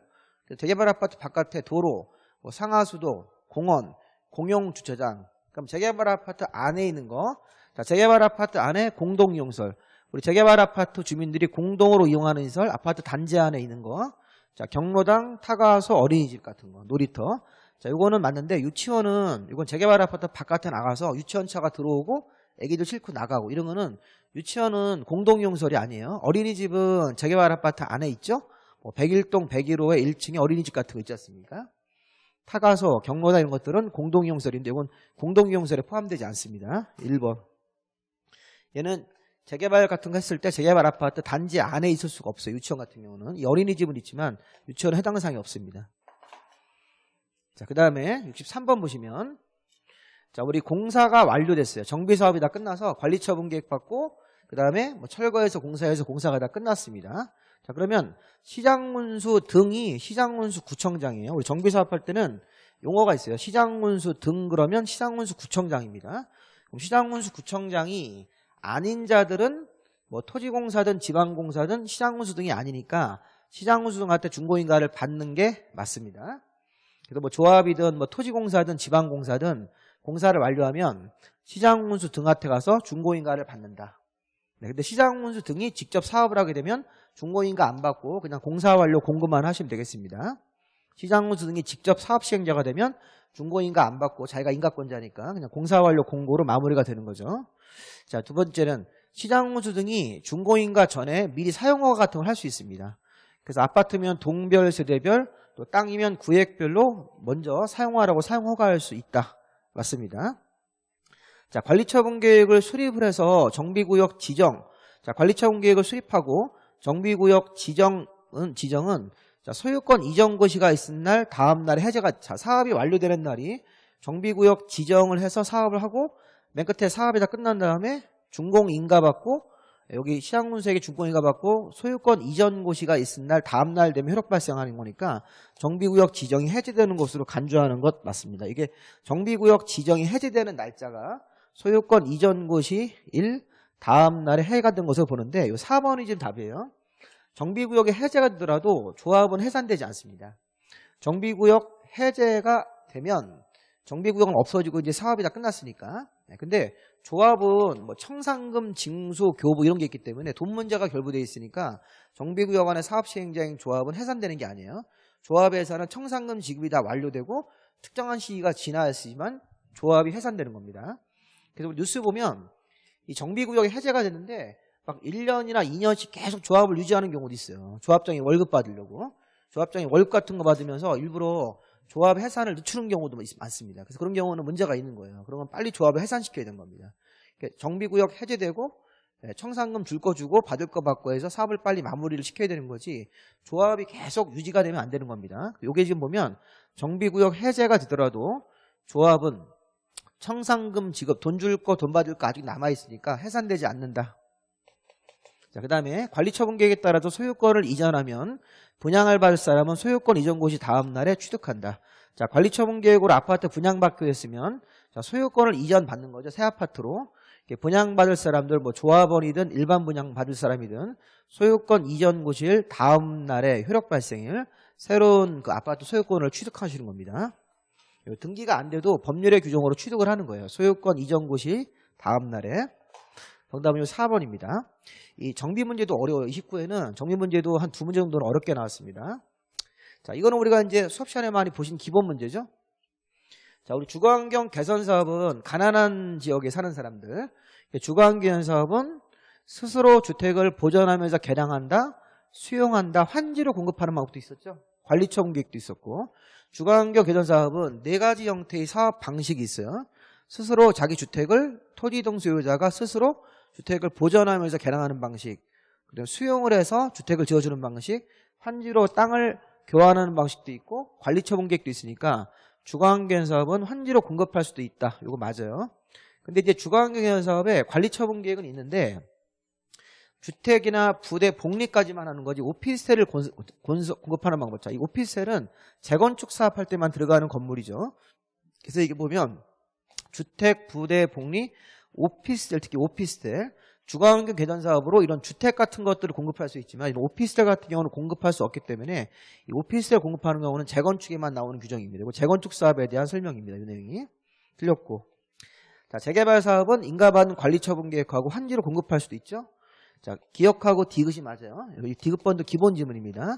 재개발 사업은 인가받은 관리처분 계획으로 새로운 주택을 공급하는 방식도 할 수 있고, 땅만 가진 사람한테 땅으로 공급할 수도 있으니까 여기 이제 부분적으로 관리처분 계획으로 공급하는 방법도 있습니다. 기억 디귿이 맞네요. 정답은 3번이 되겠습니다. 다음 문제 65번 정비법상 용어에서 주택법상 용어. 자, 주택법에서는 우리 제일 중요한 게 뭐예요? 주택법상 단독주택에는 자, 3개만 들어가죠. 말 그대로 이제 그 한 세대가 사는 단독주택이 있었고, 다중주택하고 다가구까지. 자, 공간은 들어가지 않죠. 주택법상 주택에는 우리 뭐 서울시장 공간 이런 건 포함되지 않습니다. 또 주택법상 공동주택. 얘도 3개만 들어가는 거죠. 아파트, 연립, 다세대. 자, 기숙사는 포함되지 않습니다. 자, 그래서 보면 자, 3층짜리 다가구는 주택법상 단독주택에 들어가는 거니까 여기 주택이니까요.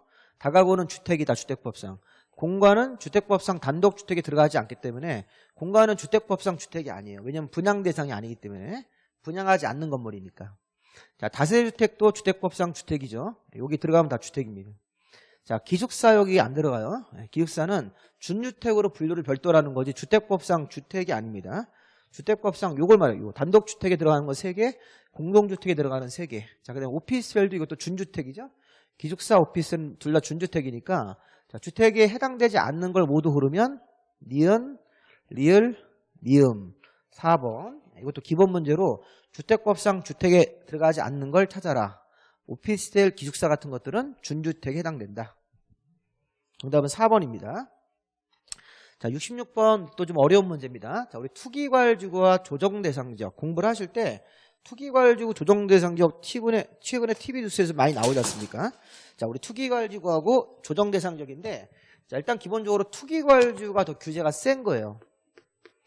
자, 우리 투기과열지구가 들어가면 자, 우리가 이제 어떤 특정 지역의 주택 가격이 굉장히 막 높습니다. 이렇게.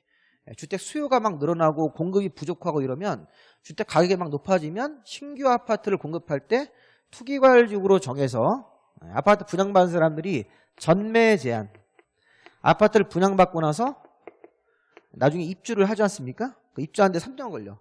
전매 제한 기간을 뭐 6년, 7년, 뭐 경우에 따라서 10년까지도 이렇게 전매 제한 기간이 있고 그다음에 양도세 강화. 자, 우리 양도소득세 같은 경우를 투기과열지구는 세게 부과합니다. 그 다음에 또 뭐도 있을까요? 자, 이런 전매 제한, 양도세 또는 재건축 재개발에 대한 여러 가지 규제. 이게 재건축 재개발할 때도 투기과열지구 같은 거 되면 또 규제가 세집니다. 이렇게. 또 이제 은행 가서 대출 받는 거, 대출 규제. 이게 정부가 주택 가격을 안정시키려고 이런 여러 가지 조치를 하는데 너무 좀 규제가 좀 센 측면도 있습니다. 대출 규제. 자, 그런데 이게 조정 대상 지역도 있어요. 자, 우리 조정 대상 지역은 투기과열지구보다 좀 약한 겁니다. 조정 대상 지역도 이런 뭐 전매 제한 같은 것도 있고 양도세도 더 세게 부과하고 재개발 같은 거 여기 해당되지 않습니다. 조정 대상 지역 같은 경우도 여기 일부 해당되는 지역도 있겠네요. 대출 규제에서 하는데 일단 투기과열지구가 더 세고 조정 대상 지역은 좀 약합니다. 자, 또 하나 차이점은 이런 걸 공통적으로 하는데 이 투기과열지구가 더 세다고 생각하시면 돼요. 전매 제한 기간 더 길고 양도세도 더 많이 부과하고 이렇게 생각하시면 돼요. 일단 기본적으로. 근데 중요한 건 뭐냐면 이 투기과열지구는 지정권자가 국토부 장관하고 시도지사예요. 투기과열지구는 여기 지정권자가 2명 있어요. 국토부 장관도 정하고 시도지사도 정합니다. 근데 조정 대상 지역은 국토부 장관만 하시는 거예요. 국토부 장관이 조정 대상 지역을 정하는 관청이다. 이렇게. 자, 그럼 이제 첫 번째부터 한번 보겠습니다. 자, 투기과열지구 조정 대상 설명으로 옳은 것은, 자, 국토부 장관도 투기과열지구 정할 수 있어요. 근데 중요한 건 뭐냐면 국토부 장관이 주택 보급률이나 자가주택 비율이 전국 평균을 초과한다. 이게 무슨 말일까요? 지금 자가주택 비율이 전국보다 높다는 얘기예요. 높으면 자가주택을 많이 보유하고 있으니까 주택 수요가 없는 곳이에요. 주택 수요가 많을 때 투기과열지구 정하는 거지. 자, 이거는 정균 평균을 초과하는 게 아니라 이하일 때 이렇게. 정균 평균보다 더 떨어졌을 때 우리 투기과열지구를 정하는 거지. 자, 주택보급률이나 자가주택 비율이 전국 평균을 초과하면 전국보다 요 지역이 주택 자가보유율이 높다는 얘기지 않습니까? 그럼 주택을 사야 되는 수요가 별로 없어요. 주택 수요가 별로 없기 때문에 주택 수요가 없는 곳이니까 투기과열지구 정할 수 있는 대상이 아니다라고 하셔야 돼요. 아니다 이렇게. 이게 초과가 아니라 이게 미만으로 떨어져야 돼요. 전국 평균 그 정평보다 뭐 일정 비율보다 미만으로 떨어지면 그럴 때는 주택 수요가 막 생기기 때문에 투기과열지구를 정하는 거지 초과가 아닙니다. 정균 평균을 초과하면 주택을 대부분 자가주택을 하고 있기 때문에 주택 새로운 수요가 없습니다. 그러면 이제 주택 가격이 안정돼 있으니까 투기과열지구를 정하는 지역이 아닙니다. 이게 이제 미만으로 떨어지셔야 돼요. 전국 평균보다 얼마 미만으로 떨어지셔야지 투기과열지구를 정할 수 있는 것이고. 자, 2번은요. 자, 조정 대상 지역은 누가 합니까? 시도의사가 아니라 국토부 장관. 투기과열지구는 국토부 장관하고 시도의사도 할 수 있는데 조정 대상 지역은 시도의사는 못 합니다. 자, 3번 투기과열지구는 별도의 지정 기간이 없어요. 투기과열지구나 조정 대상 지역은 정할 때 몇 년으로 하겠다는 기간은 없습니다. 그냥 해제가 될 때까지 계속 투기과열지구 가는 거고 또 해제가 될 때까지 조정 대상 지역을 가는 거지 기간 같은 건 없습니다. 자, 네 번째 보시면 투기과열지구로 지정되면 신규로 분양받은 주택이 전매 제한이 들어가는 거예요. 조정 대상도 마찬가지고. 자, 투기과열지구는 여기 보세요. 신규로 분양받은 주택과 입주자 지위. 자, 여기가 이거 기존 주택이 들어가시면 이게 기존 주택이 포함되어 있는 거예요. 요 단어가. 투기과열지구 지정되면 신규로 분양받은 주택 또는 그 주택에 입주할 수 있는 지위 그런 것들이 전매 제한이 되는 거지. 이게 기존에 있는 중고주택, 기존에 원래 있던 주택 같은 것들은 포함되지 않으니까 이렇게 쓰면 안 돼요. 신규로 분양받은 주택 같은 것들이 전매가 제한되니까 반드시 쓰셔야 됩니다. 주택이 틀렸습니다. 신규로 분양받은 주택과 그 주택에 입주할 수 있는 지위 같은 것들이 전매 제한된다. 뭐 경우에 따라서는 뭐 6년, 또 경우에 따라서는 뭐 3년 뭐 이런 기간이 있어요. 나중에 기본서 한번 참고하여 한번 보시면 되겠고. 자, 이거는 이 조정 대상 지역으로 지정이 됐다. 그러면 시장군수구청장이나 시도지사가 조정 대상 지역을 더 이상 할 필요가 없다. 가격이 안정돼서 국토부 장관한테 해제를 요청할 수 있습니다. 이거 맞는 질문이네요. 정답이 5번으로 보시는 게 맞겠습니다. 이 문제는 정답이 5번. 자, 문제가 투기과열지구로 옳은 것인데 정답을 5번으로 보시는 게 맞겠습니다. 자, 그 다음에 자, 이 부분도 우리 수업 시간에 한번 본 건데 이거 사용검사 후 매도 청구예요. 자, 이게 사용검사 후 여기 갑이 주택단지의 토지 일부를 소유권 이전 등기 말소송 같은 걸 제기해서 소유권을 다시 뺏어갔다는 얘기입니다. 자, 이게 이제 어떤 거냐면 우리 예전에 이제 이게 사용검사 이후 매도 청구인데 자, 제가 옛날에 수업 시간에 저한테 같이 공부하신 분들 또 다른 선생님하고 공부하셨을 때 주택부에서는 30개 이상의 주택을 지을 때 이렇게 생각하시면 돼요. 30개 이상 주택 같은 거를 건설할 때는 우리 건설회사 이런 사람들이 설계도를 준비해서 사업계획 승인을 받는 거예요. 자, 이렇게 사업계획 승인이라는 게 일종의 설계도 심사라고요. 주택고에 따라서 사업계획 승인을 받습니다. 설계도 심사. 사업계획 승인을 받을 때는 원칙적으로 대지 소유권을 확보하셔야 돼요.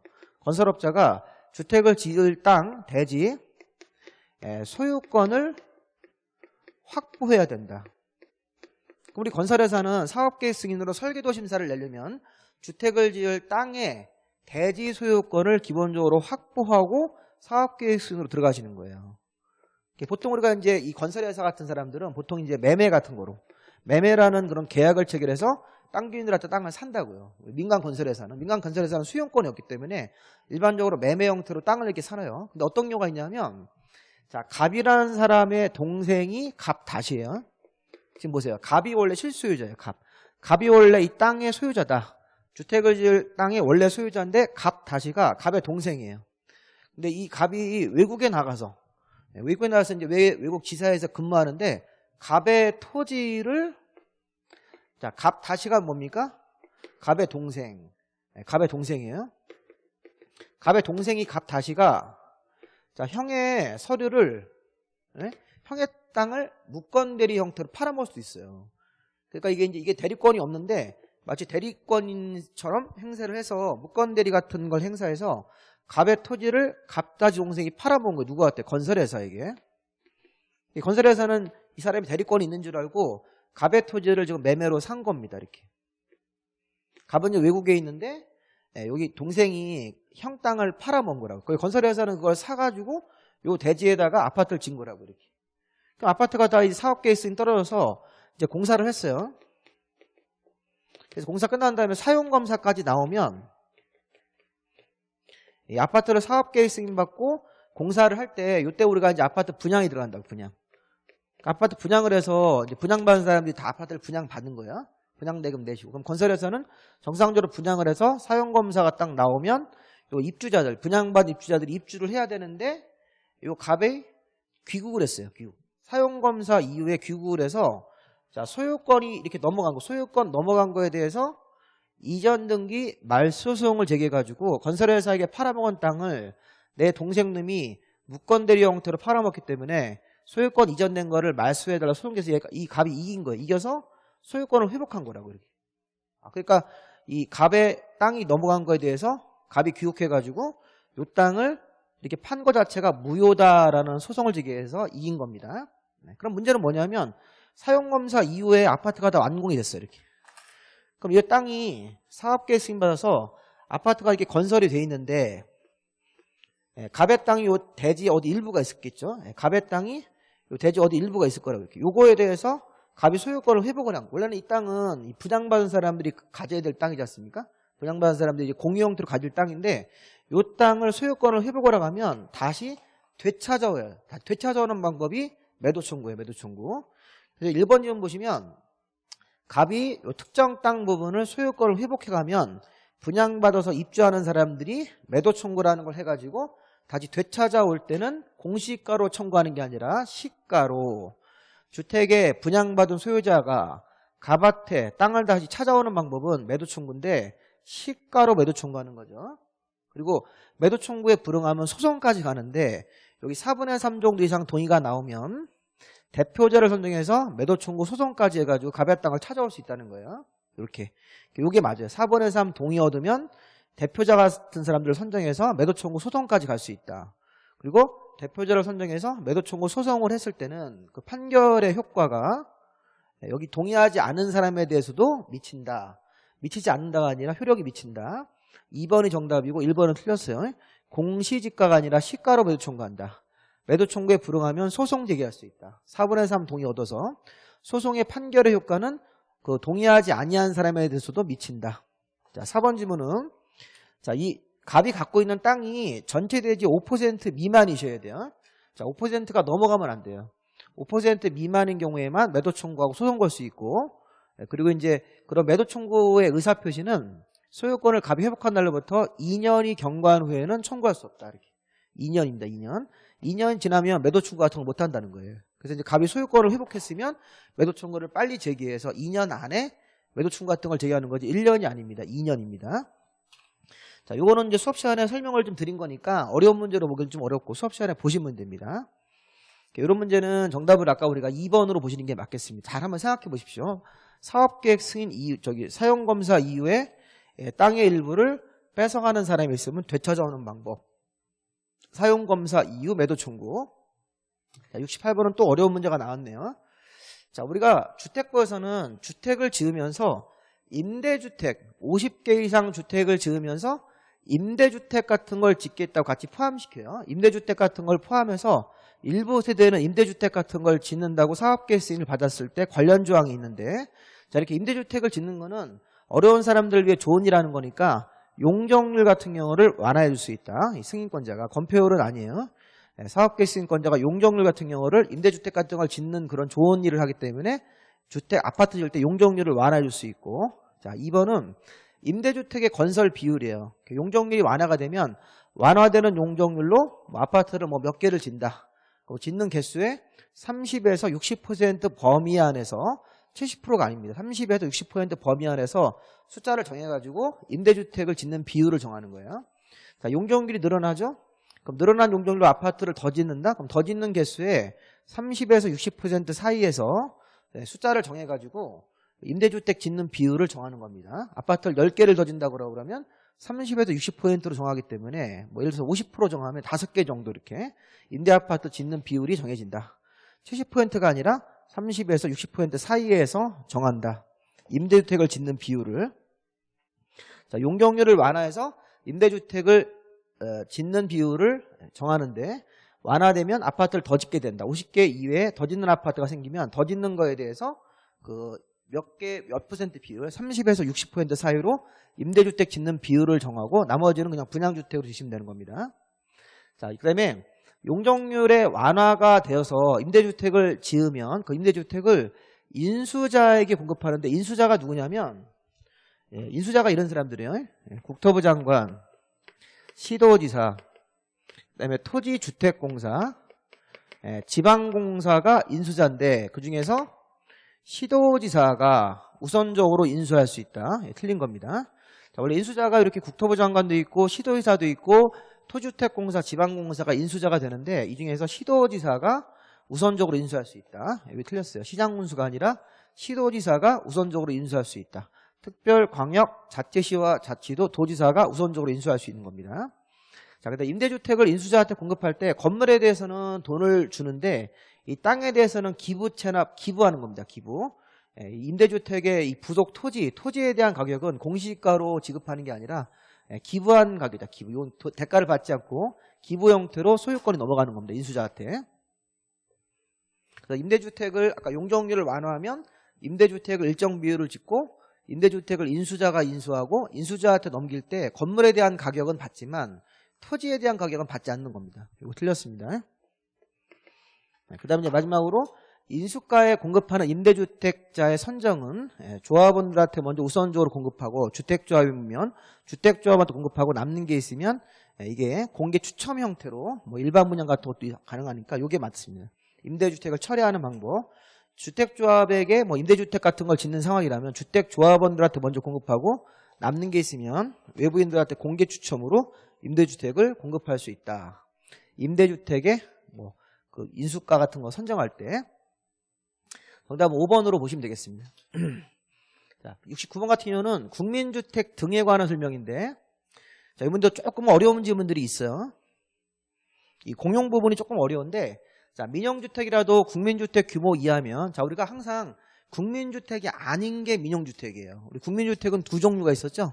수업 시간에 배운 거예요. 국민주택은 국가나 지자체나 토지공사나 지방공사가 건설하면서 85 이하짜리, 아니면 뭐 국가의 재정 같은 거, 또 주택도시 기금 지원 받아서 85 이하로 짓는 거. 그럼 우리가 이제 국민주택은 옛날에 뭐라고 했습니까? 두 개가 있었는데, 국민주택은 1번 국가, 지방공사, 지자체, 토지공사, 지방공사가 건설을 하면서 국민주택 규모인 85 이하로 짓는 거예요. 제곱미터 이하. 자, 해석할 때, 자, 우리 공공주체가 건설하면서 85 이하짜리들 국민주택 1번. 자, 국민주택 2번은 자, 국가나 지방자치단체의 재정이나 또는 자, 주택도시 기금. 자, 국토부 장관이 관리하는 주택도시 기금을 지원받아서 85 이하로 지으면 이것도 국민주택 2번이에요. 그러면 이 국민주택 1번, 2번이 아니면 나머지는 다 민영주택이에요. 그래서 국민주택이 이렇게 두 개가 있고 두 가지가 아니면 나머지는 민영이니까 국민주택 이하로 건축되는 경우도 우리가 국민주택에 해당된다 이렇게 하시면 돼요. 국민주택은 국가나 지자체나 토지공사가 지으면서 85 이하, 아니면 국가의 재정이나 주택도시 기금 지원받아 85 이하로 지어지면 국민주택이니까 요거 아니면 나머지는 다 민영입니다. 그래서 민영주택이 국민주택이 되는 경우는 없어요. 서로 중복될 수 없으니까. 자, 2번. 토지주택공사가 자, 수도권 같은 지역에서 80짜리로 아파트 지으면 이게 85 이하에 들어가죠. 전용 면적으로. 이거 국민주택이 맞네요. 자, 2번이 정답입니다. 자, 3번은 지방자치단체의 재정 같은 걸 지원받아서 85 이하로 지으면 국민주택이 맞는데 몇 퍼센트를 지원받아라 이런 규정이 없어요. 지원받는 비율이 몇 퍼센트 이상을 지원받아라 이런 규정은 없으니까 이런 규정은 없다. 뭐 50% 이상 지원받는다 이런 지원 비율이 없으니까 그냥 국가나 지방자치단체 재정 지원을 받아서 85 이하로 지으면 국민주택이 되시는 겁니다. 자, 우리가 다세대 주택은 주거 전용 면적을 따질 때 지하층 면적을 제외한 면적으로 한다. 이렇게. 그래서 우리 요 문제 같은 경우는 우리 앞에 그 69번 같은 경우는 이 4번, 69번 같은 경우는 그 4번이 다세대 같은 경우는 우리 주거 이제 전용 면적 같은 거 계산할 때 지하층 면적, 건축물의 바닥에서 지하층 면적 같은 것들을 제외한 면적으로 한다. 그래서 보시면 우리가 2번은 정답으로 하시고 이 4번 같은 경우는 이제 뭐가 문제가 있냐면 이 지하층 면적뿐만 아니라 이게 이제 보세요. 이 주거 전용 면적이라는 걸 따질 때는 자, 공용 부분은 다 빼셔야 돼요. 자, 주거 전용 면적은 건축물 바닥에서 지하층만 빼는 게 아니라 자, 지하층 그다음에 계단 면적 이렇게 복도 현관 그다음에 뭐 그 관리사무소 같은 거 그런 거를 다 빼셔야 돼요. 이런 거를 자, 해설 보시면 다 있으세요.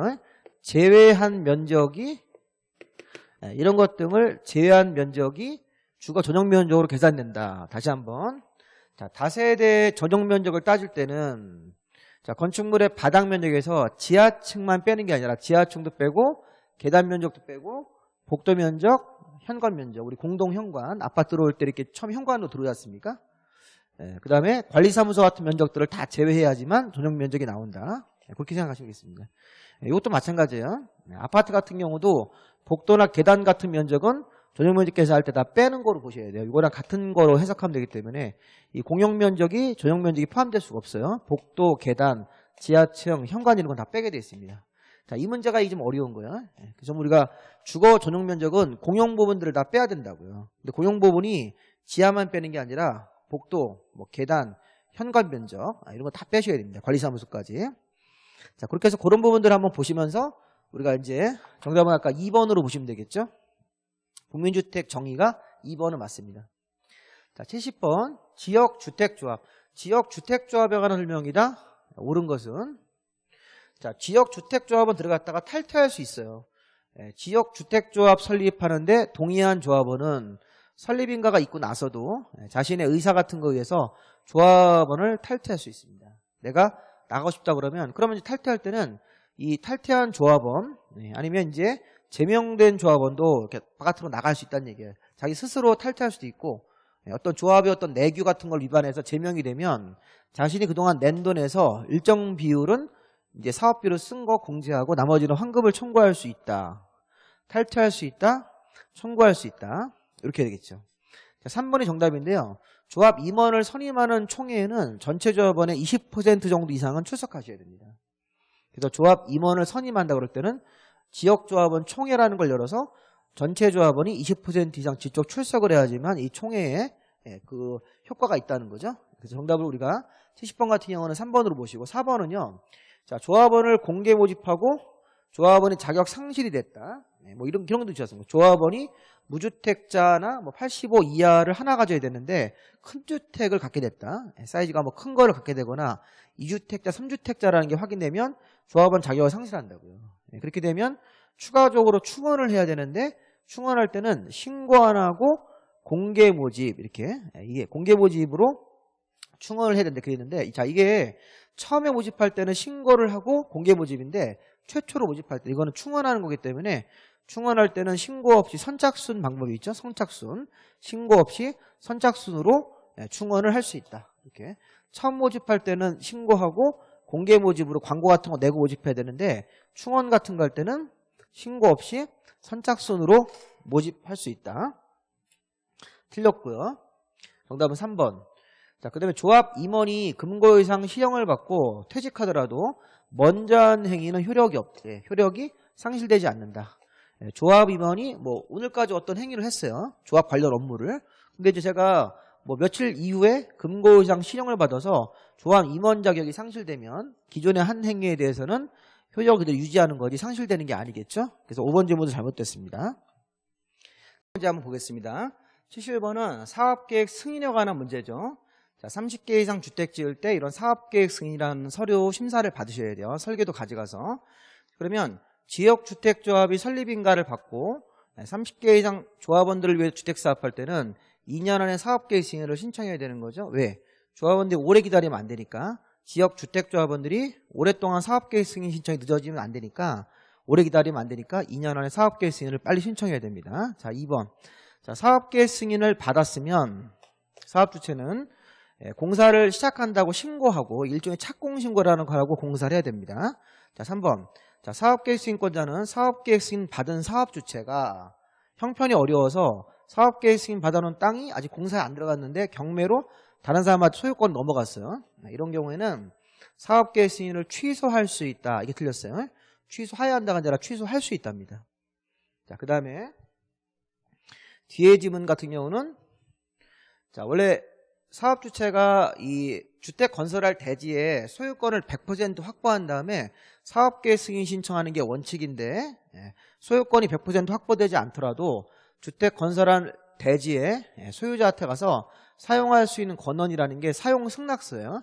주택 건설 대지를 사업주체가 소유권을 확보하지 않고 이 땅 주인한테 가서 사용할 수 있는 권한, 사용 승낙서 같은 걸 받으면 소유권이 100% 없더라도 사업계획 승인 받을 수 있는 예외가 있습니다. 자, 5번은 뭐냐면 이 제일 어려운 질문인데 총사업비의 20% 이내로 사업비가 증감되는 변경이면 사업계획 승인을 안 받는 거예요.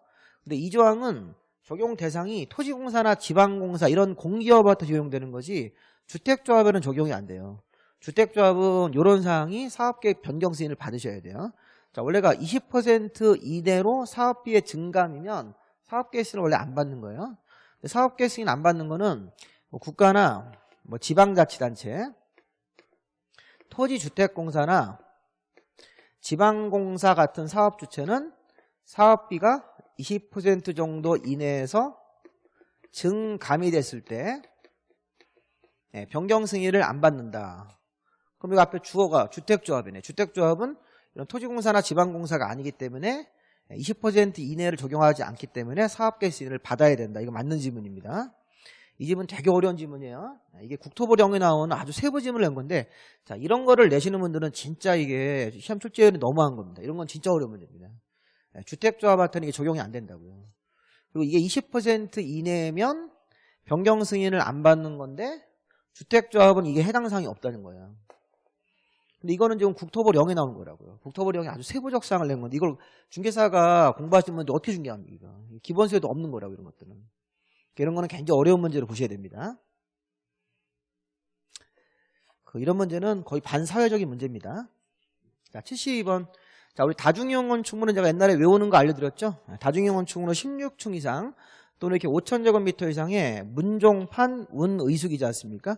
우리가 문화 및 집회, 종교, 판매 같은 백화점, 운수, 터미널 같은 거, 의료, 숙박, 우리 관광 숙박 같은 거, 문종판, 운의숙이니까 다 들어가는데 관광위에는 5,000제곱미터 이상의 다중이용 건축물 문종판시와 운의숙시 이렇게 외우셔야 돼요. 사람 이름 외우듯이 자, 문종판시와 운의숙시가 둘이 부부인데 다중 이용 건축물에 놀러갔다.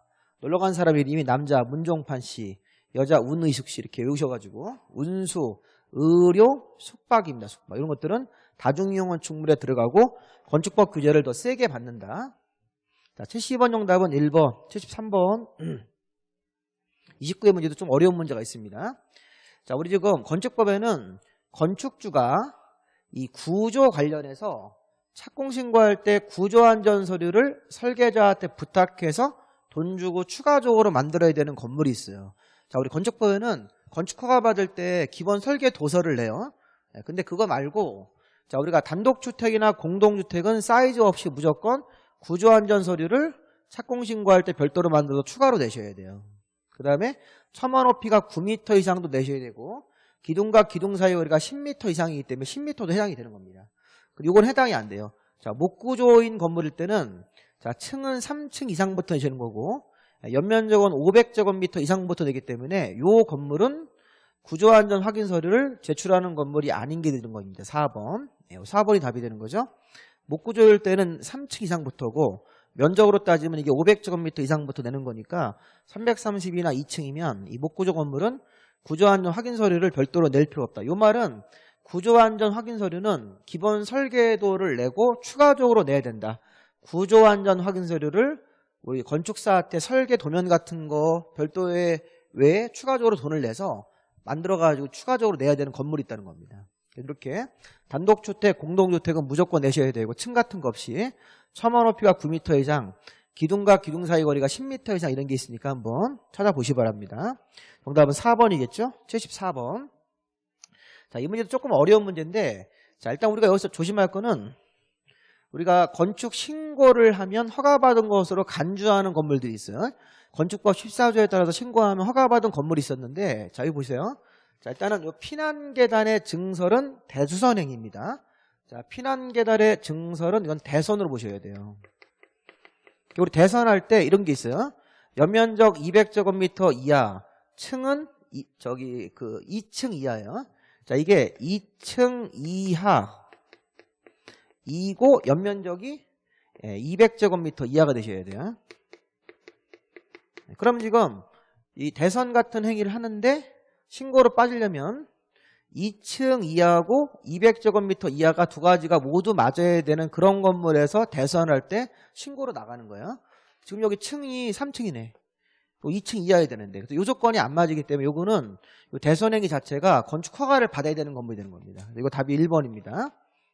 자, 요거는 대선행위가 2층이고 180이니까 요 사이즈를 맞췄잖아요. 2층 이하고 180 이하에 들어간다고요. 근데 요거는 요 사이즈 자체가 피난계단의 증설도 이거 대선이에요. 대선인데 요 사이즈가 너무 커요. 3층 때문에 걸리는 거예요. 요거는 건축 신고로 나올 수가 없습니다. 자, 요것도 마찬가지 요거는 방화벽의 수선, 이런 수선이라는 글자. 이것도 이제 50이고 2층은 30이면 합쳐가지고 80이니까 건물을 신축하더라도 100제곱미터 이하에서 되기 때문에 신고로 나갈 수 있습니다. 이건 나중에 이제 신고 대상의 내용들을 한번 찾아보시면 신고 대상으로 다 들어갈 수 있는데 이거는 신고 대상으로 들어갈 수가 없습니다. 건축 허가를 받는 건물이 되는 겁니다.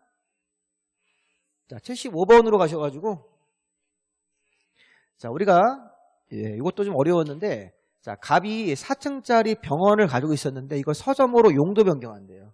4층짜리 건물일 때는 이건 건축 허가 받는 건물이기 때문에 용도 변경을 위한 이 설계를 건축사가 설계를 하셔야 돼요. 건축사가 아니어도 할 수 있다가 아니라 건축사가 설계를 해야 되는 건물입니다. 용도 변경에 관한 설계도 건축사가 해야 된다. 그 다음에 갑이 서점으로 용도 변경할 때는 이게 신고사항입니다. 용도 변경할 때 병원은 의료시설이고 서점 같은 거는 2종 근린생활시설이기 때문에 우리 용도 변경 분류할 때 하위군으로 내려가는 거니까 신고사항이 맞아요. 신고사항이다. 복수 용도로 용도 변경할 수 있다. 서점하고 다른 용도로 섞어서 이렇게 복수 용도로 병원을 복수 용도로 변경할 수도 있다. 변경할 수 없다가 아니라 있답니다. 있다. 복수 형태의 용도 변경도 인정할 수 있다.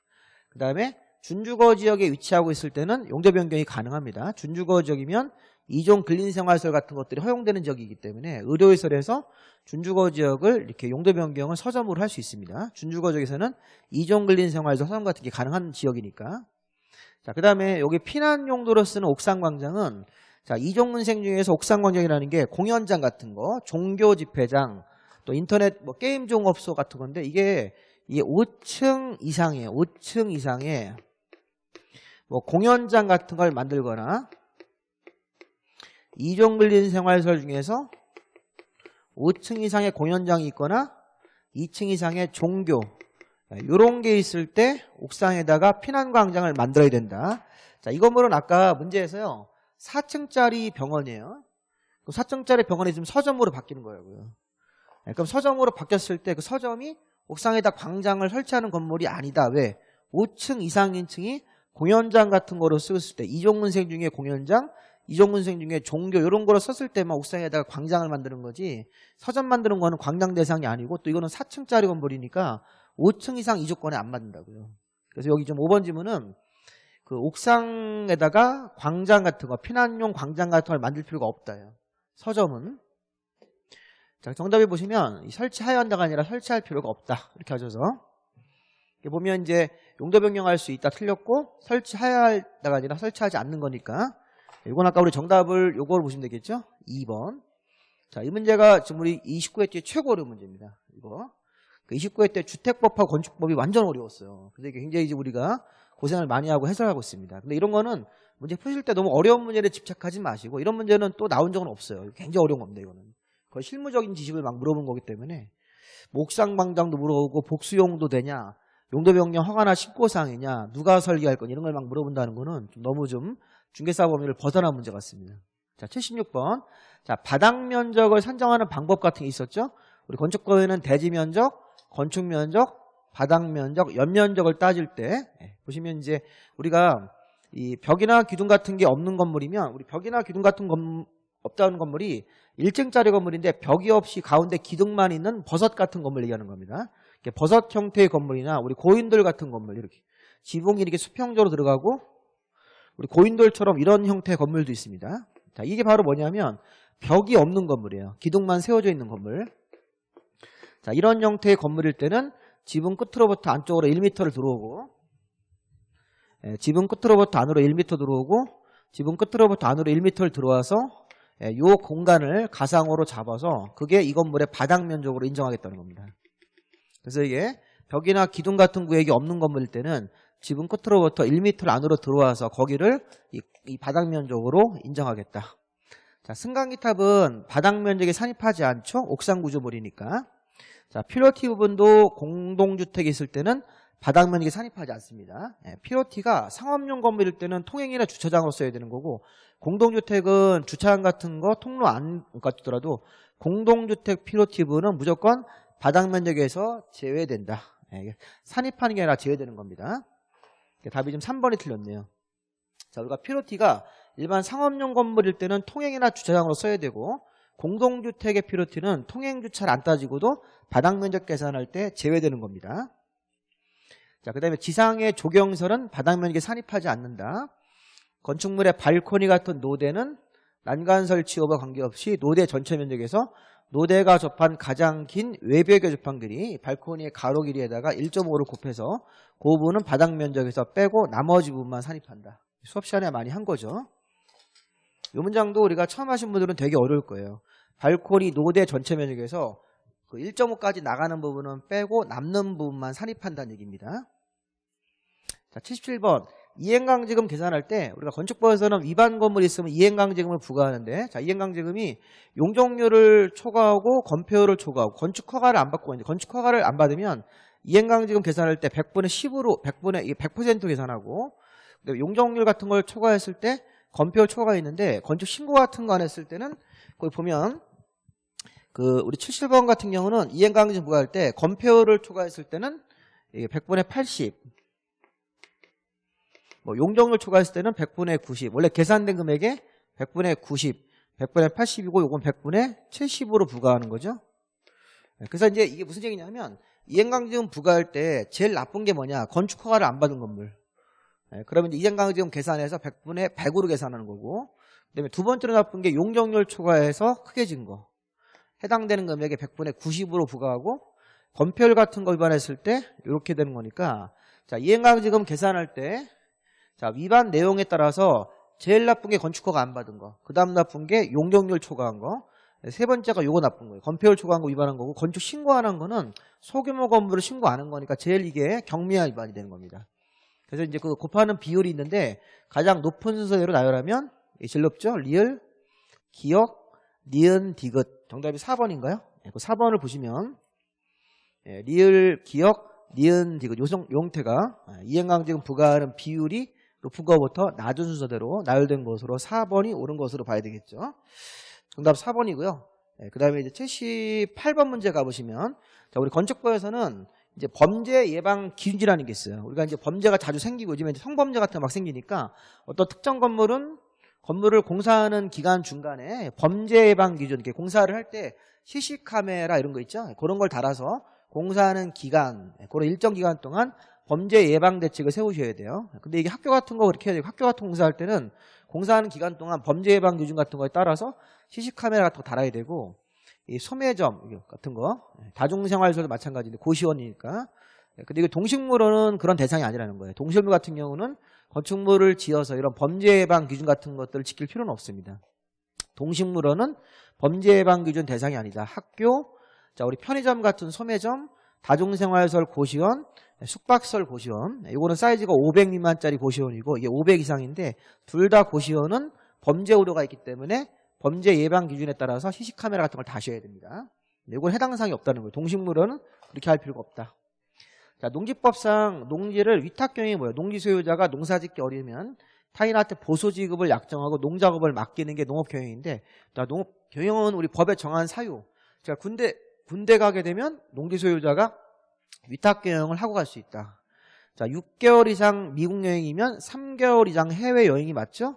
근데 5번에 보시면 교통사고로 2개월 이상 치료가 아니라 이게 3개월 이상 치료가 되셔야 됩니다. 3개월 이상 치료가 돼야지 위탁경영할 수 있으니까 답을 5번으로 보시면서, 자, 농지법에서는 자기가 농사짓다가 위탁경영으로 남한테 맡기고 싶다. 그럴 때는 3개월 이상 치료, 3개월 이상 해외여행. 자, 이게 해외여행이에요. 국내 여행은 안 돼요. 미국 같은 해외여행할 때 선고로 지방위원 되면 농사 못 짓죠? 위탁경영할 수 있다. 농업법인이 청산주인 경우에도 청산 같은 금전 문제 신경 쓰기 때문에 농사짓기 어려우면 농업법인이 갖고 있는 농지를 위탁경영할 수 있습니다. 정답은 5번으로 보시면 되겠죠. 3개월 이상 치료니까. 자, 농지를 다른 용도로 바꾸는 거 전용. 자, 지금 과수원 쓰다가 방풍림 부지로 바꾸는 거는 농지가 농지 형태로 바뀌는 거라고 보시고 전용이 대상이 아닙니다. 자, 1번이 틀렸습니다. 1번. 그래서 1번 같은 경우는 농지의 전용 대상 1번 좀 잘못됐고요. 그래서 보면 과수원 농지를 보시면 방풍림으로 바꾸는 거는 농지 전용이 아니다. 이게 맞네요. 이게 맞는 지문입니다. 농지 전용이 아니니까 농지를 다른 형태로 바꾸는 게 아니다. 이렇게. 그래서 과수원 같은 토지로 쓰다가 전답 과수원을 방풍림 부지로 쓰는 거, 또는 뭐 과수원 같은 토지를 농사지을 목적의 저수지, 유지 같은 거 만들 때는 농지가 농지로 바꾸는 거니까 전용이 아니다. 이게 1번이 답이에요. 자, 전용 허가받은 농지의 위치를 같은 필지에서 바꾸더라도 변경이기 때문에 변경에 관한 전용 허가를 받으셔야 돼요. 전용 신고하는 게 아니라 농지 전용 허가받은 위치를 바꾸는 것도, 이것도 별도로 전용 허가를 또 받으셔야 되는 사항입니다. 전용 신고 사항이 아닙니다. 자, 산지, 산에 대해서 우리 산지관리법이라는 게 있는데 산을 별도의 허가 같은 것들을 안 받고 산지 전용 허가라는 게 또 따로 있어요. 시험 범위는 아닌데 임야를 전용한 허가를 받지 않고 불법으로 개간, 이게 화전하는 거예요. 화전. 산에다가 불내서 불법으로 농사 짓고 있는 겁니다. 이게 산에다가 산지 전용 허가를 안 받고 불법으로 화전 같은 거 하고 있는 사람은 다시 이걸 농지로 복구할 때, 자, 이게 지금 농지로, 지금 우리가 원래는 우리 농지법에서는 실제 농사 짓고 있으면 농지로 보는 게 원칙인데, 자, 원래가 산이었는데 산지에 대한 허가를 안 받고 불법으로 농사 짓고 있으면 이건 여전히 농지가 아니라 임야예요. 임야이기 때문에 다시 산림으로 복구한다는 것 자체는 원래가 임야로 가는 거니까 농지정 허가 대상이 아니라는 거예요. 다시 한번. 자, 산지는 임야죠. 임야를 산지관리법으로 허가를 받아서 이걸 농사 짓고 있으면 농지로 바뀌는 거예요. 그런데 지금 산지정 허가를 안 받고 불법으로 화전 같은 거 하면 그건 여전히 농사 짓고 있지만 임야라고, 임야.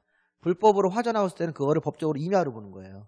왜냐하면 산지를 합법적으로 전용 허가를 받고 개간 같은 거 했으면 농지로 바뀌는데 이 허가를 안 받았기 때문에 실제 농사 짓고 있더라도 이거는 여전히 임야입니다. 임야가 다시 산림으로 가는 건 임야가 임야로 가는 거니까 전용 허가 대상이 아니라는 거예요. 농지 전용 허가 대상이 아닙니다. 네, 그러면 이제 이건 농지 전용 허가 받는 사항이 아니다. 왜냐하면 임야가 임야로 바뀌는 형태에 불과하기 때문에. 자, 이거는 이제 농지 전용 신고는 우리 농업인 주택 같은 거는 간단한 사항이기 때문에 시군구청장 할 때 전용 신고를 해야 되는 사항이다. 장관이 아니라 시군구청장. 네. 그다음에 이거는 이제 농지 전용 신고를 하면 전답 과선 같은 외의 형태 지목으로 변경할 수 있다. 전용 허가나 전용 신고 같은 거 있을 때는 이 지목도 전답 과선이 아닌 다른 형태로 변경할 수 있으니까 잘못됐습니다. 자, 옳은 거는 1번으로 봐야 되겠죠. 자, 29회 문제도 굉장히 어렵습니다. 이게 30일에 못지않게 29회 문제도 굉장히 어려운 거예요. 특히 건축법, 주택법, 우리 옛날에 수험생들 다 틀렸어요, 거의 다. 굉장히 시험에 우리 그동안 공부했던 범위를 벗어나서 했으니까. 근데 앞부분은 생각보다 피었어요. 그래서 앞부분에서 문제를 잘 맞추신 분들은 29에서도 한 60점 나오는 분도 있었어요. 70점까지 나온 분도 계셨었고, 이 29회 문제는 주택과 건축법이 좀 어려운 문제로 구성이 되어 있으니까 한번 참고로 한번 읽어보시고, 잘 안 되는 문제는 풀지 마세요. 그거는 봐봐야 좀 너무 어려운 문제로 돼 있으니까. 일단은 거기 좀 쉬운 문제 위주로 이렇게 풀어보시면서 내용을 다시 한번 정리하시기 바랍니다. 여기까지 하겠습니다. 수고하셨습니다.